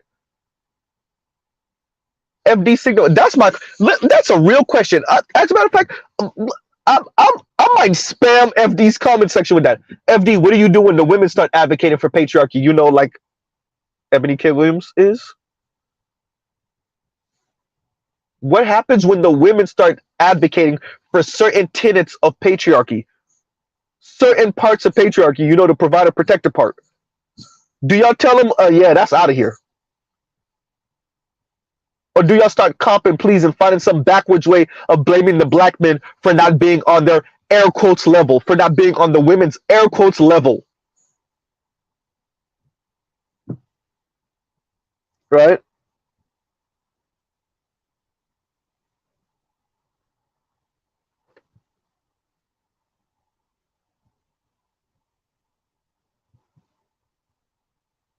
And thank you, T-Rex. Exactly. And T-Rex says, nope. If a brother was swirling and he talked down to black women in public the way Ebony K did, sisters would not only cancel him, but they would put the hex on that ass. You see what I'm saying?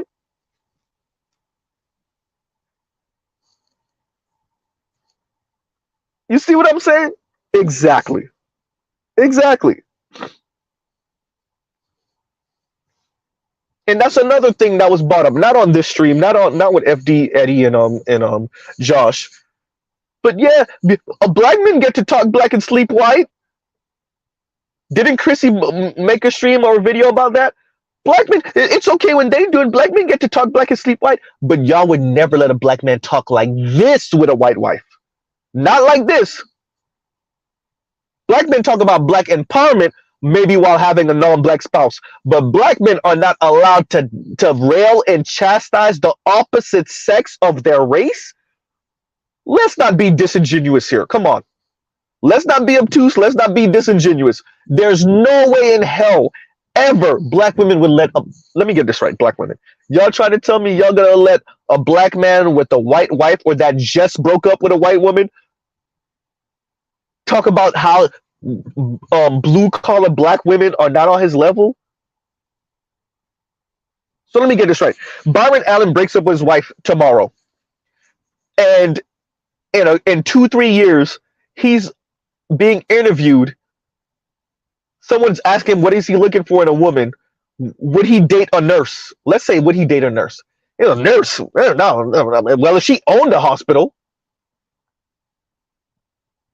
right? And then he doubles down on it, and then he tripled down on it, and he calls black women mediocre. He says, well, I don't know about y'all parents, but y'all were allowed to bring home the C's and D's. You imagine? You imagine? They still hitting Diddy upside the head for Cassie and J Lo. They're low key, high key, wishing for Jamie Foxx's death because he'd been in relationships with white women.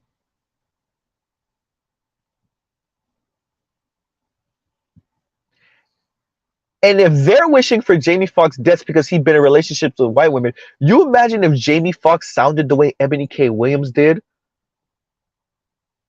You imagine if Jamie Foxx sounds the way Ebony K. Williams does about black women? Oh, but once again, that's a double standard we're willing to accept, right? That is a double standard that we are willing to accept. Black women can sound like this because, once again, in the black community, we've given them the moral high ground. And like FD Signifier said, we black men, you got to tone police yourself. Black women, on the other hand, meh. Right?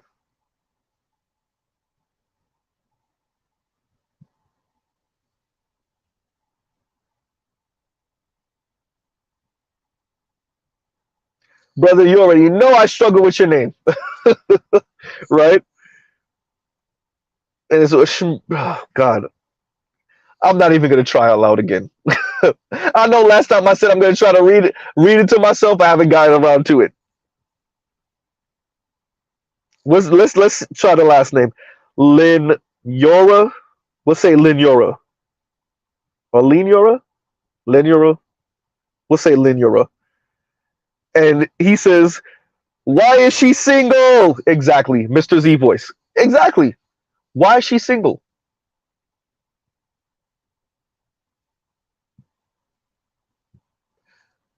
Everybody saw Ebony K. Williams' attitude, her demeanor, how she conducts herself. Everyone has seen it. As a matter of fact, Josh tried to cop pleas for her. She has a very strong personality. I have a very strong personality too. And and she's an attorney. And yeah, that sound nice.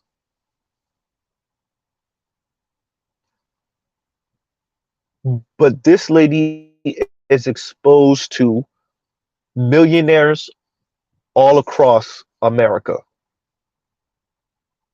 Now that this video has gone probably international, let's see. Let's give her a year or two. Let's see. You never know, right?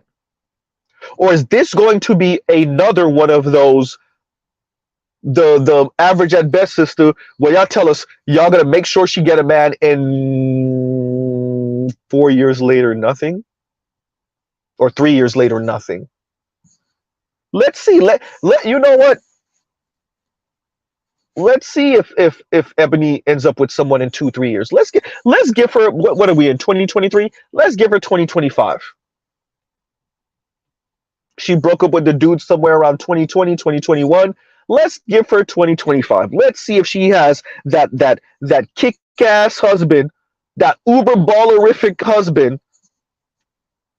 Let's even say boyfriend. Let's say she's not married yet by 2025, but she has that man in a serious relationship. Let's say that. Let's see.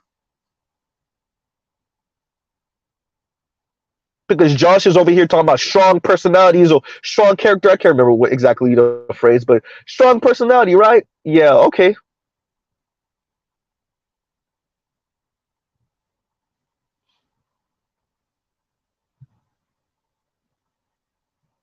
Let's see if she could at least have a boyfriend, a real serious mate by 2025. Let's see.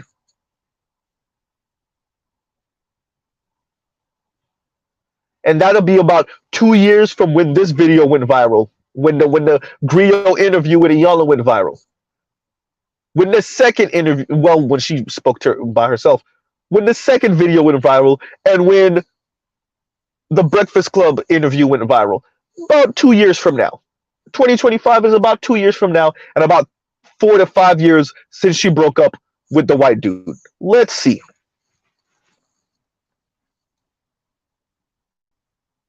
Right?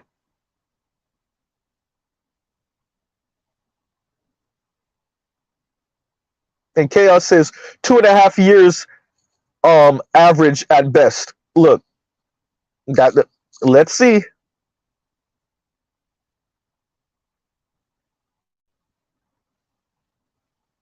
Let's see.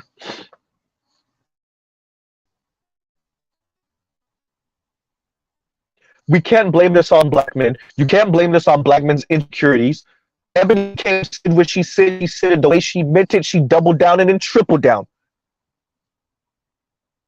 And she put everybody back to the wall. Ain't no fence sitting. Choose a side.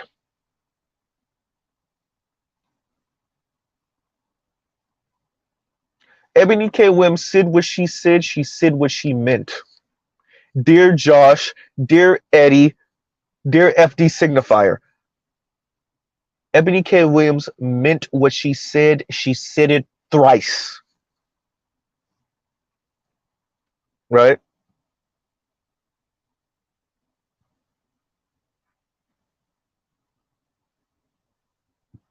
Yes, why is she single?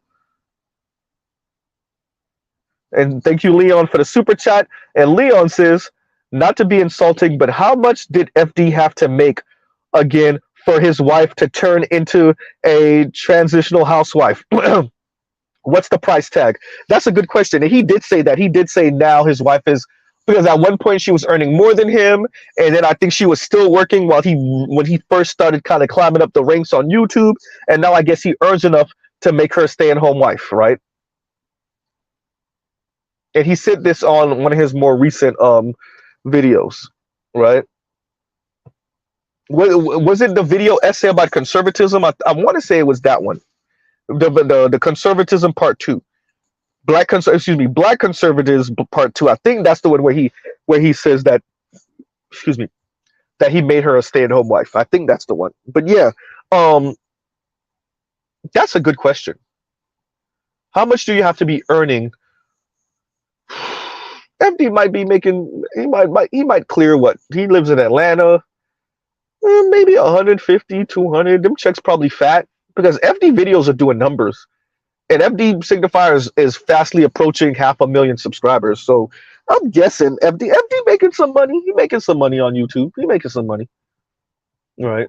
So I mean, let me see. I'm guessing FD this year will probably clear, because I'm basing it off of what Kim Foster told us about how much she made.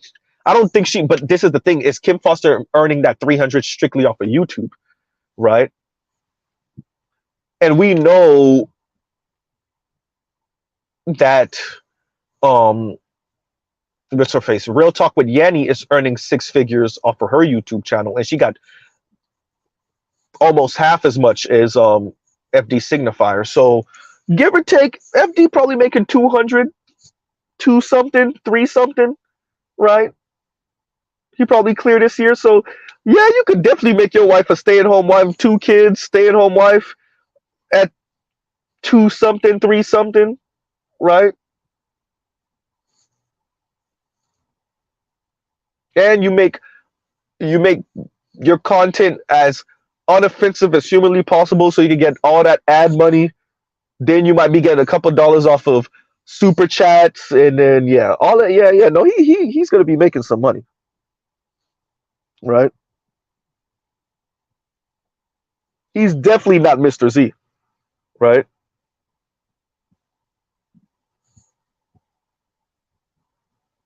And so, I mean, like I said, if this is the left's take on Ebony K. Williams, wow. Y'all really have an issue dealing with women and their hypocrisy. And the fact that they don't actually want to get rid of patriarchy, they just want it to work for them. They still want the elite men. It don't matter how much she makes, you want the man above her. Y'all don't know. And no wonder FD Signifier, when he was on my live, and he was like, when we started getting, once it started looking like we was going to get just a little bit too far left into the hypergamy talk, he started saying how he felt uncomfortable. Of course you feel uncomfortable. But Ebony K. Williams just told you what it is. No wonder y'all feel uncomfortable whenever the women start talking about hypergamy. Y'all get real quiet over there, especially for you men on the left. Once, and they don't have to use the direct word hypergamy. Once they insinuate anything hypergamous, suggest anything hypergamous, especially when they ball out of control, y'all don't know what to do. Y'all start stuttering and stammering, and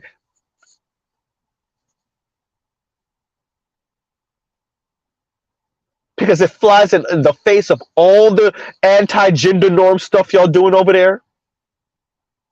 It flies in the face of feminism over there. It flies in the face of air quotes female empowerment over there. And y'all don't know what to do when those women start saying things that are contradictory to things that you thought they were advocating for. That's why the left got real quiet once again with the Will Smith Chris Rock thing. Y'all don't know what to do. Do we side with the victim, Chris Rock?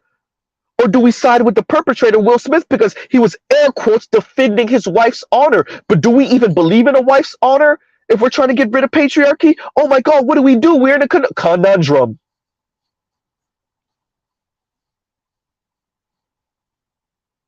Y'all ain't know what to do. But Chris Rock was making fun of her hair, so do we side with her? I mean, we could find a way to throw Will Smith under the bus because we could say it's about his toxic masculinity and he's tapping into patriarchy. We could do that. And we could say, oh, it's not about Jada. But then, I mean, Will Smith did slap Chris Rock on stage. I don't know. What are we supposed to do? Which side do we take?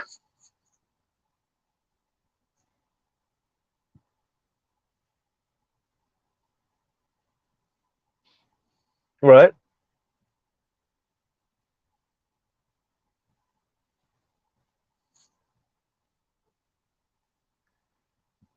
And Eric Deadman, thank you for the super chat. Right. And Eric Deadman says, Mr. Z, the women on your live stream yesterday pretty much said women want situational patriarchy or situation patriarchy. They want to pick and choose gender roles. And that's exactly what Ebony K. Williams was saying. That's what the women on my live stream yesterday were saying. That's what Ebony K. Williams is saying. That's what Kim Foster, when she low-key lamented that she knows she's going to earn more than her male counterpart. That's what she was lamenting.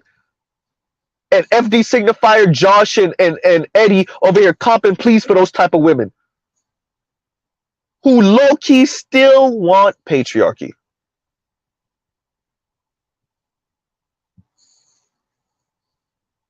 And like Eric said, they want situational patriarchy. They want situational patriarchy.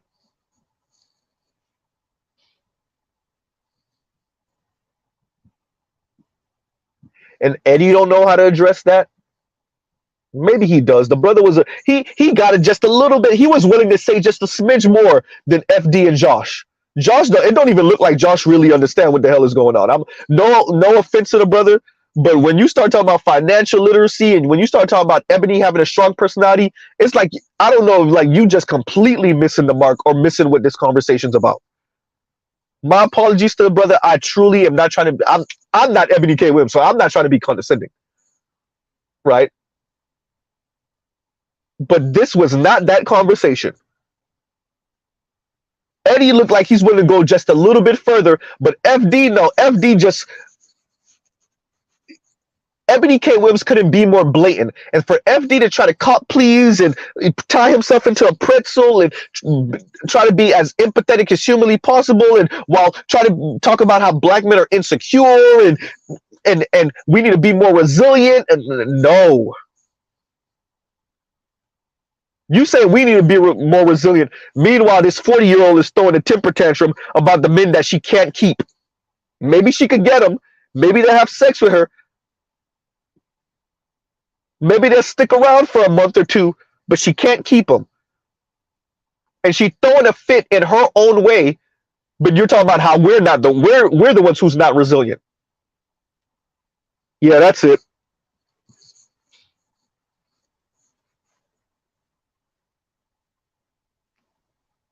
right? They don't have an answer for situational patriarchy for the women, and that I want to be very clear, and I'll go all the way off the limb with this one. The screw it, just about all women in the Western world, in the developed world, anywhere where feminism hit for real, that's what they actually want. It's situational patriarchy. Anne Marie Slaughter has said it. Iyanla Vanzant has admitted to it. Richard Reeves is saying this is one of the second order effects of feminism, right? Everybody worth their salt understand that this is one of the big, and I'm putting it all the way up here. This is one of the biggest crises facing the developed world is women in their situational patriarchal ideas. Yeah, I put it all the way up there. This is one of the biggest crises facing the 21st century is if we opened our society to women to work, to earn money, to have their own bank account, to have their own property, to travel at their own will, but yet they still demand for men to somehow still outcompete them and out earn them. Meanwhile, if men actually did that, then they would call that patriarchy in a negative way. But they still kind of want patriarchy in a positive way. They still want somehow magically for men to earn more than them, at least the men that they marry. I don't know how this math.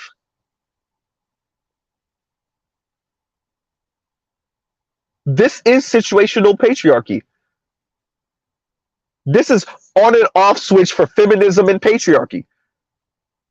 An FD signifier, and thank you for helping me to direct the conversation over here, Eric. I was kind of all over the place with it, but thank you for bringing me right back here. FD signifier, Eddie and Josh don't know how to deal with this.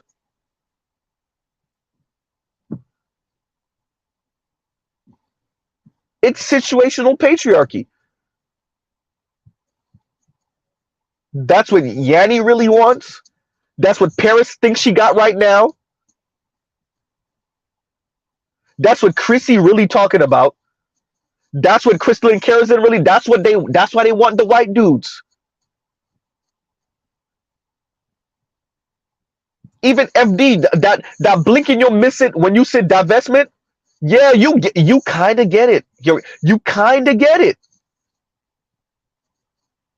But let me unfog those glasses for you so you can really get it. They want situational patriarchy. Like I said, and I'm willing to go this far. Y'all know Mr. Z be like, oh, I don't think it's most. I think it's a sizable minority. No, this one, the vast majority of women in developed countries, anywhere where feminism hit, for real, yeah, that's what they really want. It's situational patriarchy. You want to know what a birth rate done hit a goddamn went off the edge of the cliff? Why they not getting married? Situational patriarchy. That's why none of y'all want to address that article and all the segments that have been written about economically unattractive men are leading to a downturn in marriage. And it's not the men that are insecure, it's the women. Let's be very clear. It's not the men who have an issue, it's the women. It's not the men putting a price tag on women. It's the women putting a price tag on themselves and putting a price tag on the men. And putting a price tag on their vagina and their womb. And if you talk to enough Gen Z brothers and young millennials, the black women and other women are putting a price tag on their dates. Understand what Mr. Z is saying. I'm not saying these women are talking about how cheap their date was. They're saying for you to date me, you got to send me money to my Cash App, to my Zelle now, to my Venmo now. I won't even go on a date with you until you send me $200.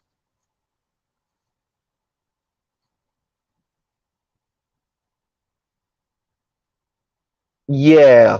So where you at, Josh, now? Where you at, Eddie, now? Where you at, FD, now? And we're not talking about no fringe. I want to be very clear. We're not talking about a fringe group of women. Fine, FD, the divestors are a fringe group. Okay, cool. No, they're not, but okay, cool. We're not talking about a fringe group. This is a crisis. Y'all trying to get rid of patriarchy only on the men's side? Good luck.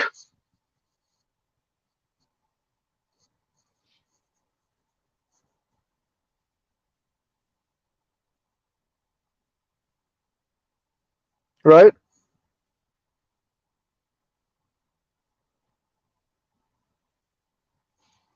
Good luck. So we're going to get rid of any type of patriarchal notions for mainly the bottom 80%, really the bottom 90%, but okay. Mr. Z Math is more the bottom 80%, but all right, fine. And the top 20 to 10% will get to live patriarchy. Yes, some of them will still be getting divorced and whatever, but that's when the divorce rate falls off a cliff, is really once you start getting to that top 20%, right? They'll have patriarchy. But then all of the women will tell us how they don't want patriarchy while they chase after the top 20, top 10% of men that actually provide it. And then they'll marry those men, and then they will not as likely divorce those men as they would the bottom 80% of man, who literally is the same man with less money. Want the same things, enjoy the same things, all of that. Just has less money, so his house is not as big, the neighborhood is not as nice, the cars are not as nice. But personality, ideas, work ethic, all that, wanting to see the best for his family, all of that is pretty much the same. But she's more likely to divorce the men in the bottom 80%. By the way, this is regardless of race. But y'all trying to get rid of patriarchal notions coming from the men, not from the women. Definitely not from the women in the top 20%, or that have access to the men in the top 20%. All right. Y'all let me know how this works. Right?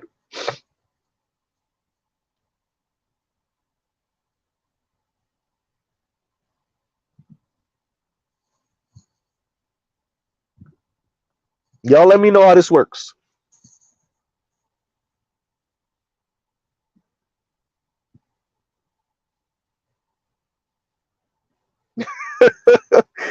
Better use says, Sips Hennessy. You don't. You done lost your effing mind. You think I'm gonna pay you and then pay for the damn date? Get the f up out of here, bro. It's a thing. Hey, anybody listening to me that's under the age of 30, tell Mr. Z I'm lying.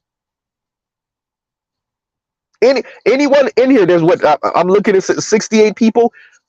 Anybody listening right now that's under the age of 30, is Mr. Z lying? Is that not a thing? I'm not saying most or all, but it's sizable. It's definitely notable.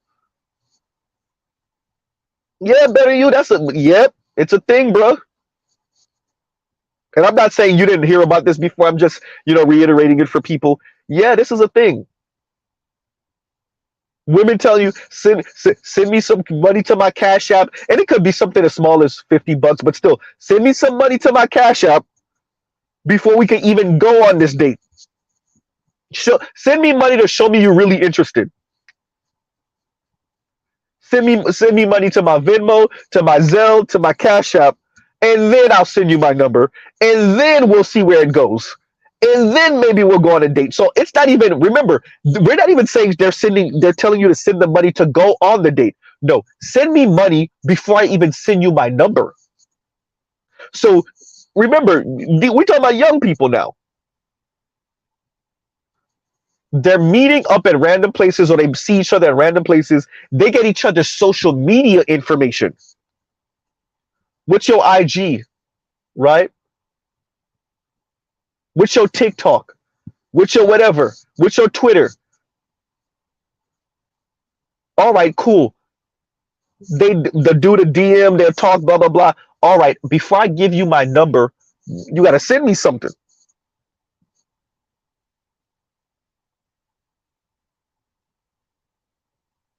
You got to send me something.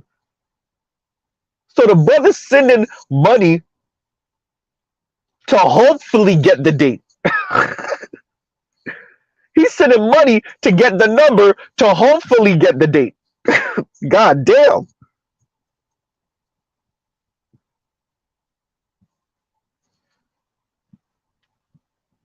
Where FD at for that one? Where's Eddie at for that one? Where's Josh at for that one? Right? And Mr. Ship to You is killing me right now. He said, that's what y'all doing out here now? Prepaying to date? Bro. It really is. It's the prepaid calling cards. Right?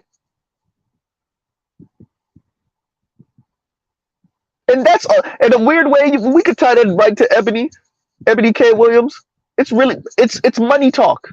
And we know what world we live in. Ain't nobody like really at the end of the day. What Ebony said, not being interested in the bus driver, that's not really egregious. The look on her face, though, right? Where she said and how she called black men mediocre. Y'all are okay with C's and D's. I'm not gonna leave a soft place for y'all to land. Right? Then when she triples down and goes on the Breakfast Club and tries to talk about STEM and all this other stuff, and I'm talking to these deans and these professors at these HBCUs, and it's a 2-to-1 and 50% and that. No.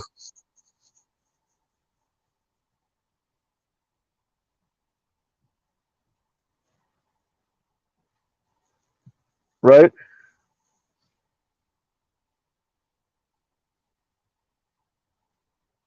Better you said Shannon Sharp head shaking meme.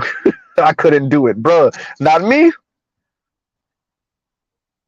Look, I work a type of job where I can't be a passport, bro. Not really. But if me and my lady broke up tomorrow, hey, Mr. Z would definitely Jergens lotion and video games, and I would be perfectly okay with it. And you couldn't shame me. You couldn't hope to shame me. There's nothing you could say to make me feel bad about that. If I had to come out to that, and obviously it's not all, or this is not most black women or most women in general, but if I had to come out to that, oh no, nah, nope. I would definitely be a SYSBM brother. And I'm all about black women, but there is no way in hell I'm prepaying to have a conversation with you on the phone to get your number.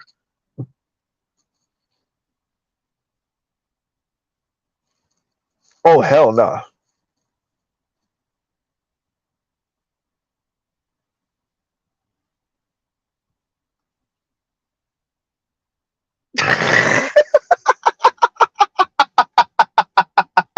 Hey, Dr. Thunder said, Jergens off with the PS5 on deck. Doctor, I'm so serious, Dr. Thunder. I am so. Look, y'all have heard me speak. Y'all never know where Mr. Z could be in 5 years, 10 years, but there's no way in hell. Because, like, at this point, now you're messing with a person's pride for real. A human being, men, women. Now you're messing with a person's pride. For you to tell them, and it's so funny, how women feel insulted by so many different things. Meanwhile, at least these type of women are insulting the hell out of men. You're telling a man to prepay to have a conversation with you to maybe take you out? Oh hell no. Nope, not I. Not I, says the spy, not I. Nope. Right? And I do want to be a father one day, and I do want to be married one day. But there is no, if that is what the dating world was in majority, oh no. Yeah, I'll pack that up. I'll let that one go. Right? Maybe I'll try to pull a Michael Jackson and pay a woman to have my children, and I'll just be a father, a single father, because we single fathers have pretty good stats, right? It ain't the same as single mothers. Single fathers have pretty good stats. I could definitely risk it being a single father, right? It's less of a gamble. My child will probably still go to college. We'll still have women in his life or women in her life to keep him stable, and they could get all the hugs and kisses and all the yeah. But there is no way in hell, if that was the dating world and majority, oh no way, no way, nope, not I. And I want y'all to understand, for Ebony K, the brothers that are looking and they're like, especially of a certain class, the class of brother. That's why Ebony K. Williams is single, because the class of brothers that's in her tax bracket are like, oh no, too many of you sound like that.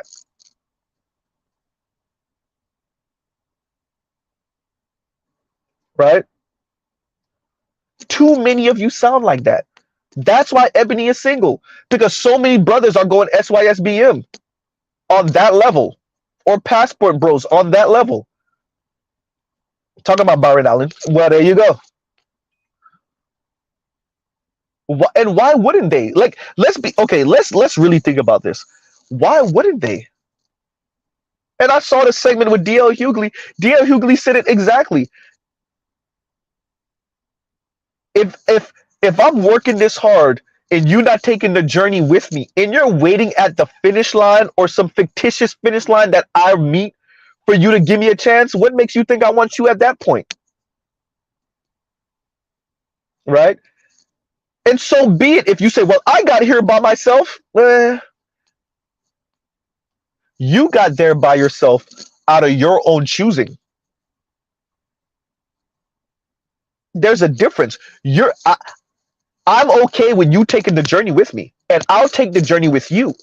I'm okay with taking the journey with you. We just didn't meet. What you're telling me is you're not okay with taking the journey with me. You're only waiting at the finish line. That's the difference. I'm not waiting at the finish line for you. I'll take the journey with you. That's the difference. So we both could be making $100 million, or be worth $100 million. The difference is I'm willing to take the journey with you from when we're making 20, from when we're making 30. You're not willing to do the same. What you're saying is, yeah, maybe I'll start the journey with you when you're at 5 million. That way I can say I built with you, right? Yeah, we're both worth, or we're both worth $150 million. But I met him when he had nothing. You mean when I had $5 million to my name? Right?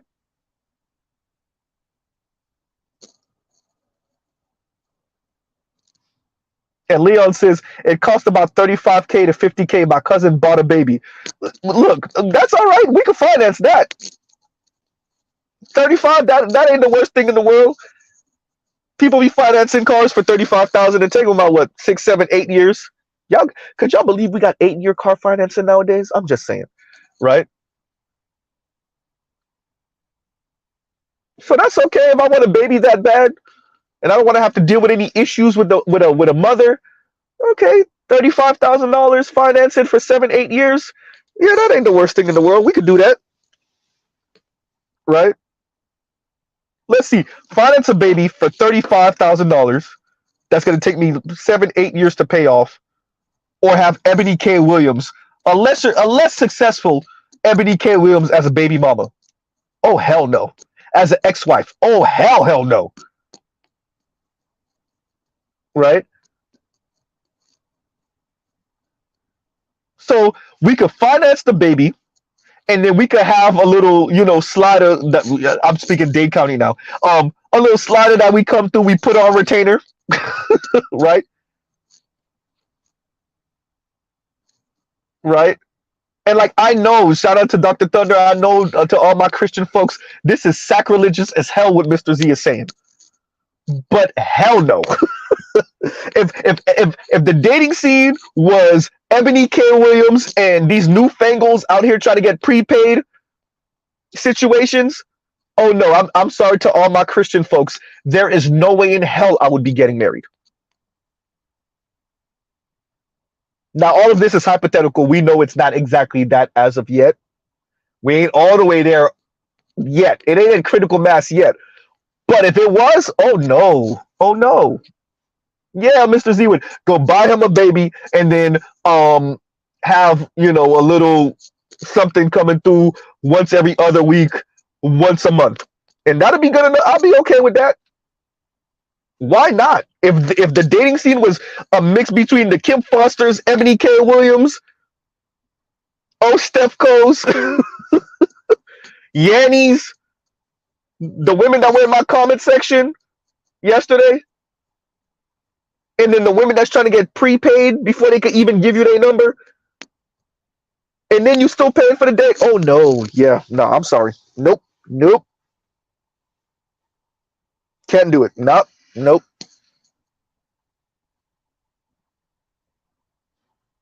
Oh yeah. And the what's that? Gramercy riff 40-year mortgages are happening too. Yeah, I recently found out about that. I recently found out about the 40-year mortgage. Yeah. Right. So yeah, let's do that. That, by the way, that sounds like less headache, right? That sounds like less headache, and we only paying for the baby in that way. Obviously, this is our kid now, right? This is our child. So, but we only financing the baby for like 8 years, 7, 8 years. Some of y'all brothers, y'all could eat that 35 in a few years. So yeah, eat that financing up. Some of you brothers could knock that 35 out in 3 years, 4 years. That's beautiful. For some of us, it might take a little bit longer, 7, 8 years. All right. Then whatever the the other bill is, we'll call it the other bill. Oh yeah, why not? Why not? Oh, okay. Leon says no. 40-year mortgage are for people who got behind during COVID to refinance. Okay. Right. And Super Duper says, and thank you for the super chat, brother. He says, "You serious? Women requiring payment to get the digits or convo? This is bonkers, brother. We live in a capitalist society." I like when people hear me speak about capitalism a certain way, or better you. I get it, right? We sound like I get it. Maybe not better you, because better you making some good money. Y'all can't call that brother a loser. But I'm still in the top third of income earners in America, right? So Anyway, when y'all hear us talk, like, it's not just the economic structure. Certain concepts permeate into your society, into the way people think and feel, into the way people move about, right? How people conduct themselves. And so when you put a price tag on everything, when you commodify everything, and remember the brand of capitalism we're living under now, this neoliberalism literally puts a price tag on everything. We have freaking cuddle cafes in Japan, people, right? So like, you have to think about the kind of like negative type of things that come from this system. That doesn't mean I'm a communist. I'm not a Marxist. I'm not, right? Democratic socialist, that's kind of my lane, right? But when you think about the society you live in, you have to, like, you enjoy all the beauties, the fruits of it. I can't say that there's certain things that I enjoy that if we didn't live in a capitalist society, I don't know if we would be here, right? We don't know what world we would have had if Eugene Debs would have made it to presidency, right? Or if Nixon, and believe it or not, in the early 70s, I think it was, when they were considering universal basic income, and it was like, really, like, they weren't just considering it like how we talk about it now. Like, it literally could have passed through Congress, right? Like we don't know what different world we would have lived in, or if Keynesian economics would have continued through the 80s and the 90s and the early aughts, and we would have still been under kind of a Keynesian capitalism instead of a more Milton Friedman-esque, right, neoliberal kind of regime going from late Carter administration on up, definitely Reagan on up, right? We don't know, and we don't know what that would have meant for families, for family formation, right? For childbearing. We don't know. And I'm not going to put words in Green Gorilla's mouth, but a couple of months ago, the stream that he did about capitalism and feminism kind of putting people in general in a pincer move. And how these two things are helping to cause the disruption of the family, the destruction of the family. And so, yeah, when you talk about women requiring a payment before they even put their number, like give you their number, that's as capitalist as you get, right? Like that's taking the term time is money and just like exaggerating it to another level, right? Blowing it up to another level. When they some of these terms that we use, these terminologies that we use, these people are living it, right? So yeah, yeah, definitely, yeah. Some brothers are paying, and then some of the brothers some of them brothers are street brothers, and that's the way they separate themselves from other dudes, right? Look, I got it like that. I got it enough because I would see that I would have to get in the minds of these people to see how do you explain to yourself that you're literally paying for the number. But the best I can gather is that you probably are telling yourself like, I got it like that so much that I could pay to get her number, and you bum ass dudes can't. Right? It's not even about the ethics of it all or your humanity, quite frankly. It really is like, it might be ridiculous, but I got the type of money to pay for this ridiculousness, right? And it sets me apart from all of you loser dudes because I could pay for the number, right?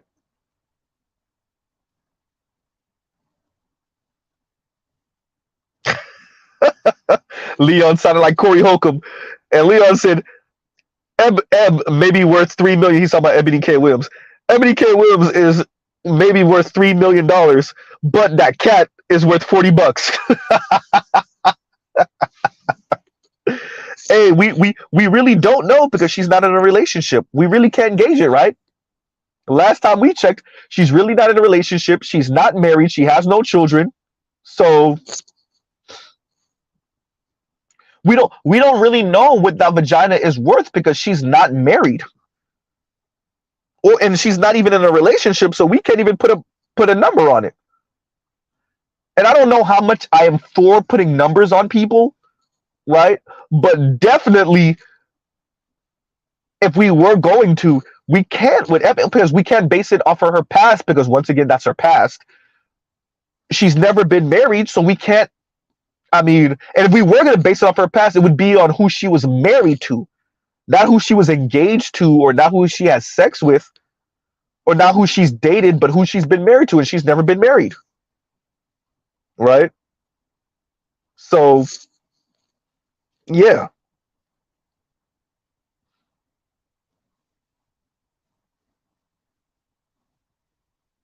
So, yeah.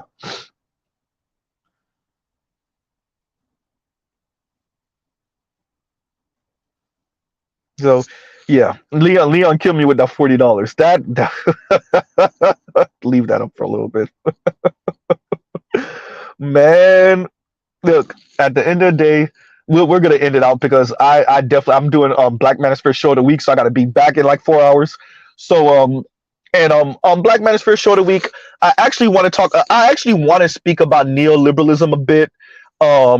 And I'm okay with definitely conservative brothers come through, moderate brothers come through, and yeah, we definitely gonna pick up back with the Ebony K. Williams thing.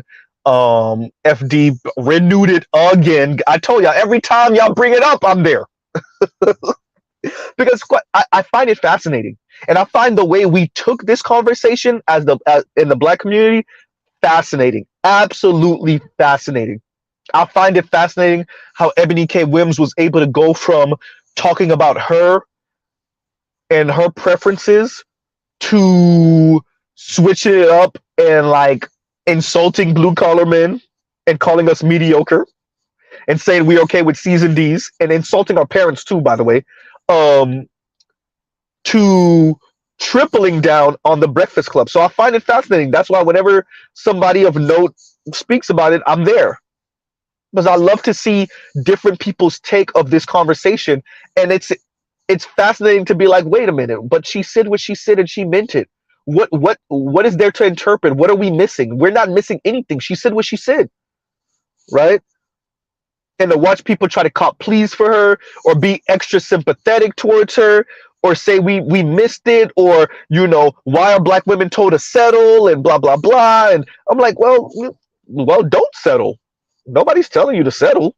Just stop complaining about being single then. And stop. This is the thing. It's not that you're complaining about being single. You're complaining about being single, implying, suggesting, or just outright overtly saying that it's because the men are lacking. No, this is number one, like y'all keep on hearing Mr. Z says, this is what comes with equality and egalitarianism.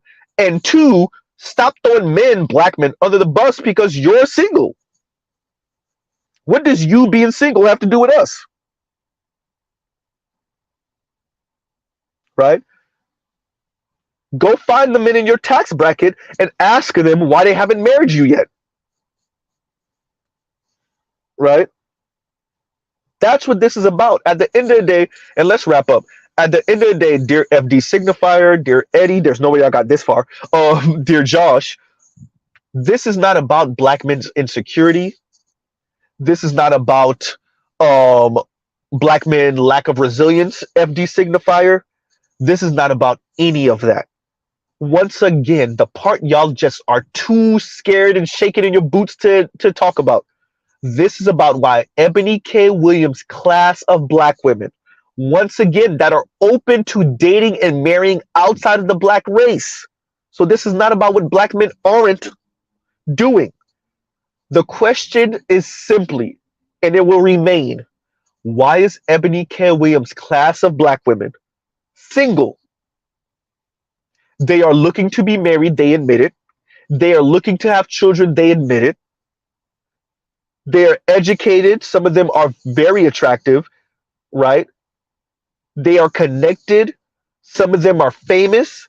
Some of them are rich. Why are they single? Why is Ebony K. Williams and other women, particularly black women like Ebony K. Williams, why are they single? No one is telling them to drop down 2, 3, 4 tax brackets. No one is telling them to settle for a bum living on his mother's couch scratching his ass. No one is telling these women to do that.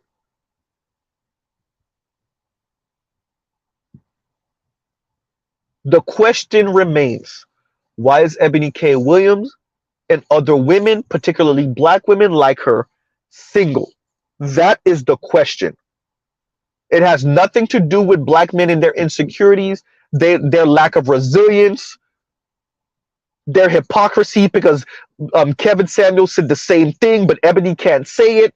None of that. Their hurt feelings, none of that. Why is Ebony K. Williams single? Why is her class of black women? I'm a PhD. Why are they single? Why are the Esquires single? And very simply put, the reason why this is not about black men is because these black women do not limit themselves to black men, which makes our argument even better. So why are you single then? This is not about what black men ain't doing, ain't building.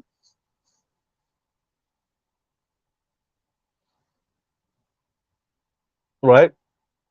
This is not about what black men aren't doing, what black men aren't building, what black men haven't done, how black men do not take education seriously, how black men keep on running into the wall of racism, white supremacy, right? About this is not about black men's colorism or futurism or texturism, right? This is not about black men being deadbeat fathers so they're not raising their sons to take school seriously. This is not about any of that. This is very simply about Ebony K. Williams and her class and her tax bracket of black women and why are they so single.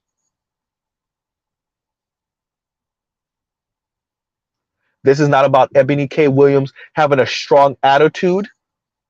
Maybe it matters for the class of men that she's looking for, right? But this is not about Ebony K. Williams being intimidating. First of all, she already told you she ain't checking for men of lower tax brackets. So if men in her tax bracket find her intimidating, once again, that speaks to maybe why she's single. And on that note, we will pause right there, right? This was a longer stream than I expected it to be, but y'all already know, right? And before you even say it, goddamn, better you, right? I was supposed to be out here a minute ago, but you know, I'll be back in a few hours, right?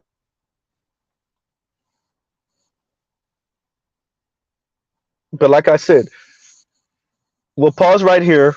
Love, peace, and chicken grease. The question still remains: why is Ebony K. Williams single? FD signifier, Eddie, Josh. That's the question. Nothing else really matters. And so right there, so we'll pause right here. Love, peace, and chicken grease. Y'all go check out other Black Manosphere content. For the love of God, go check out other non-Manosphere content, right? And y'all have a great rest of y'all day. Mr. Z out. Why is Ebony K. Williams single? All right, everybody. Mr. Z out.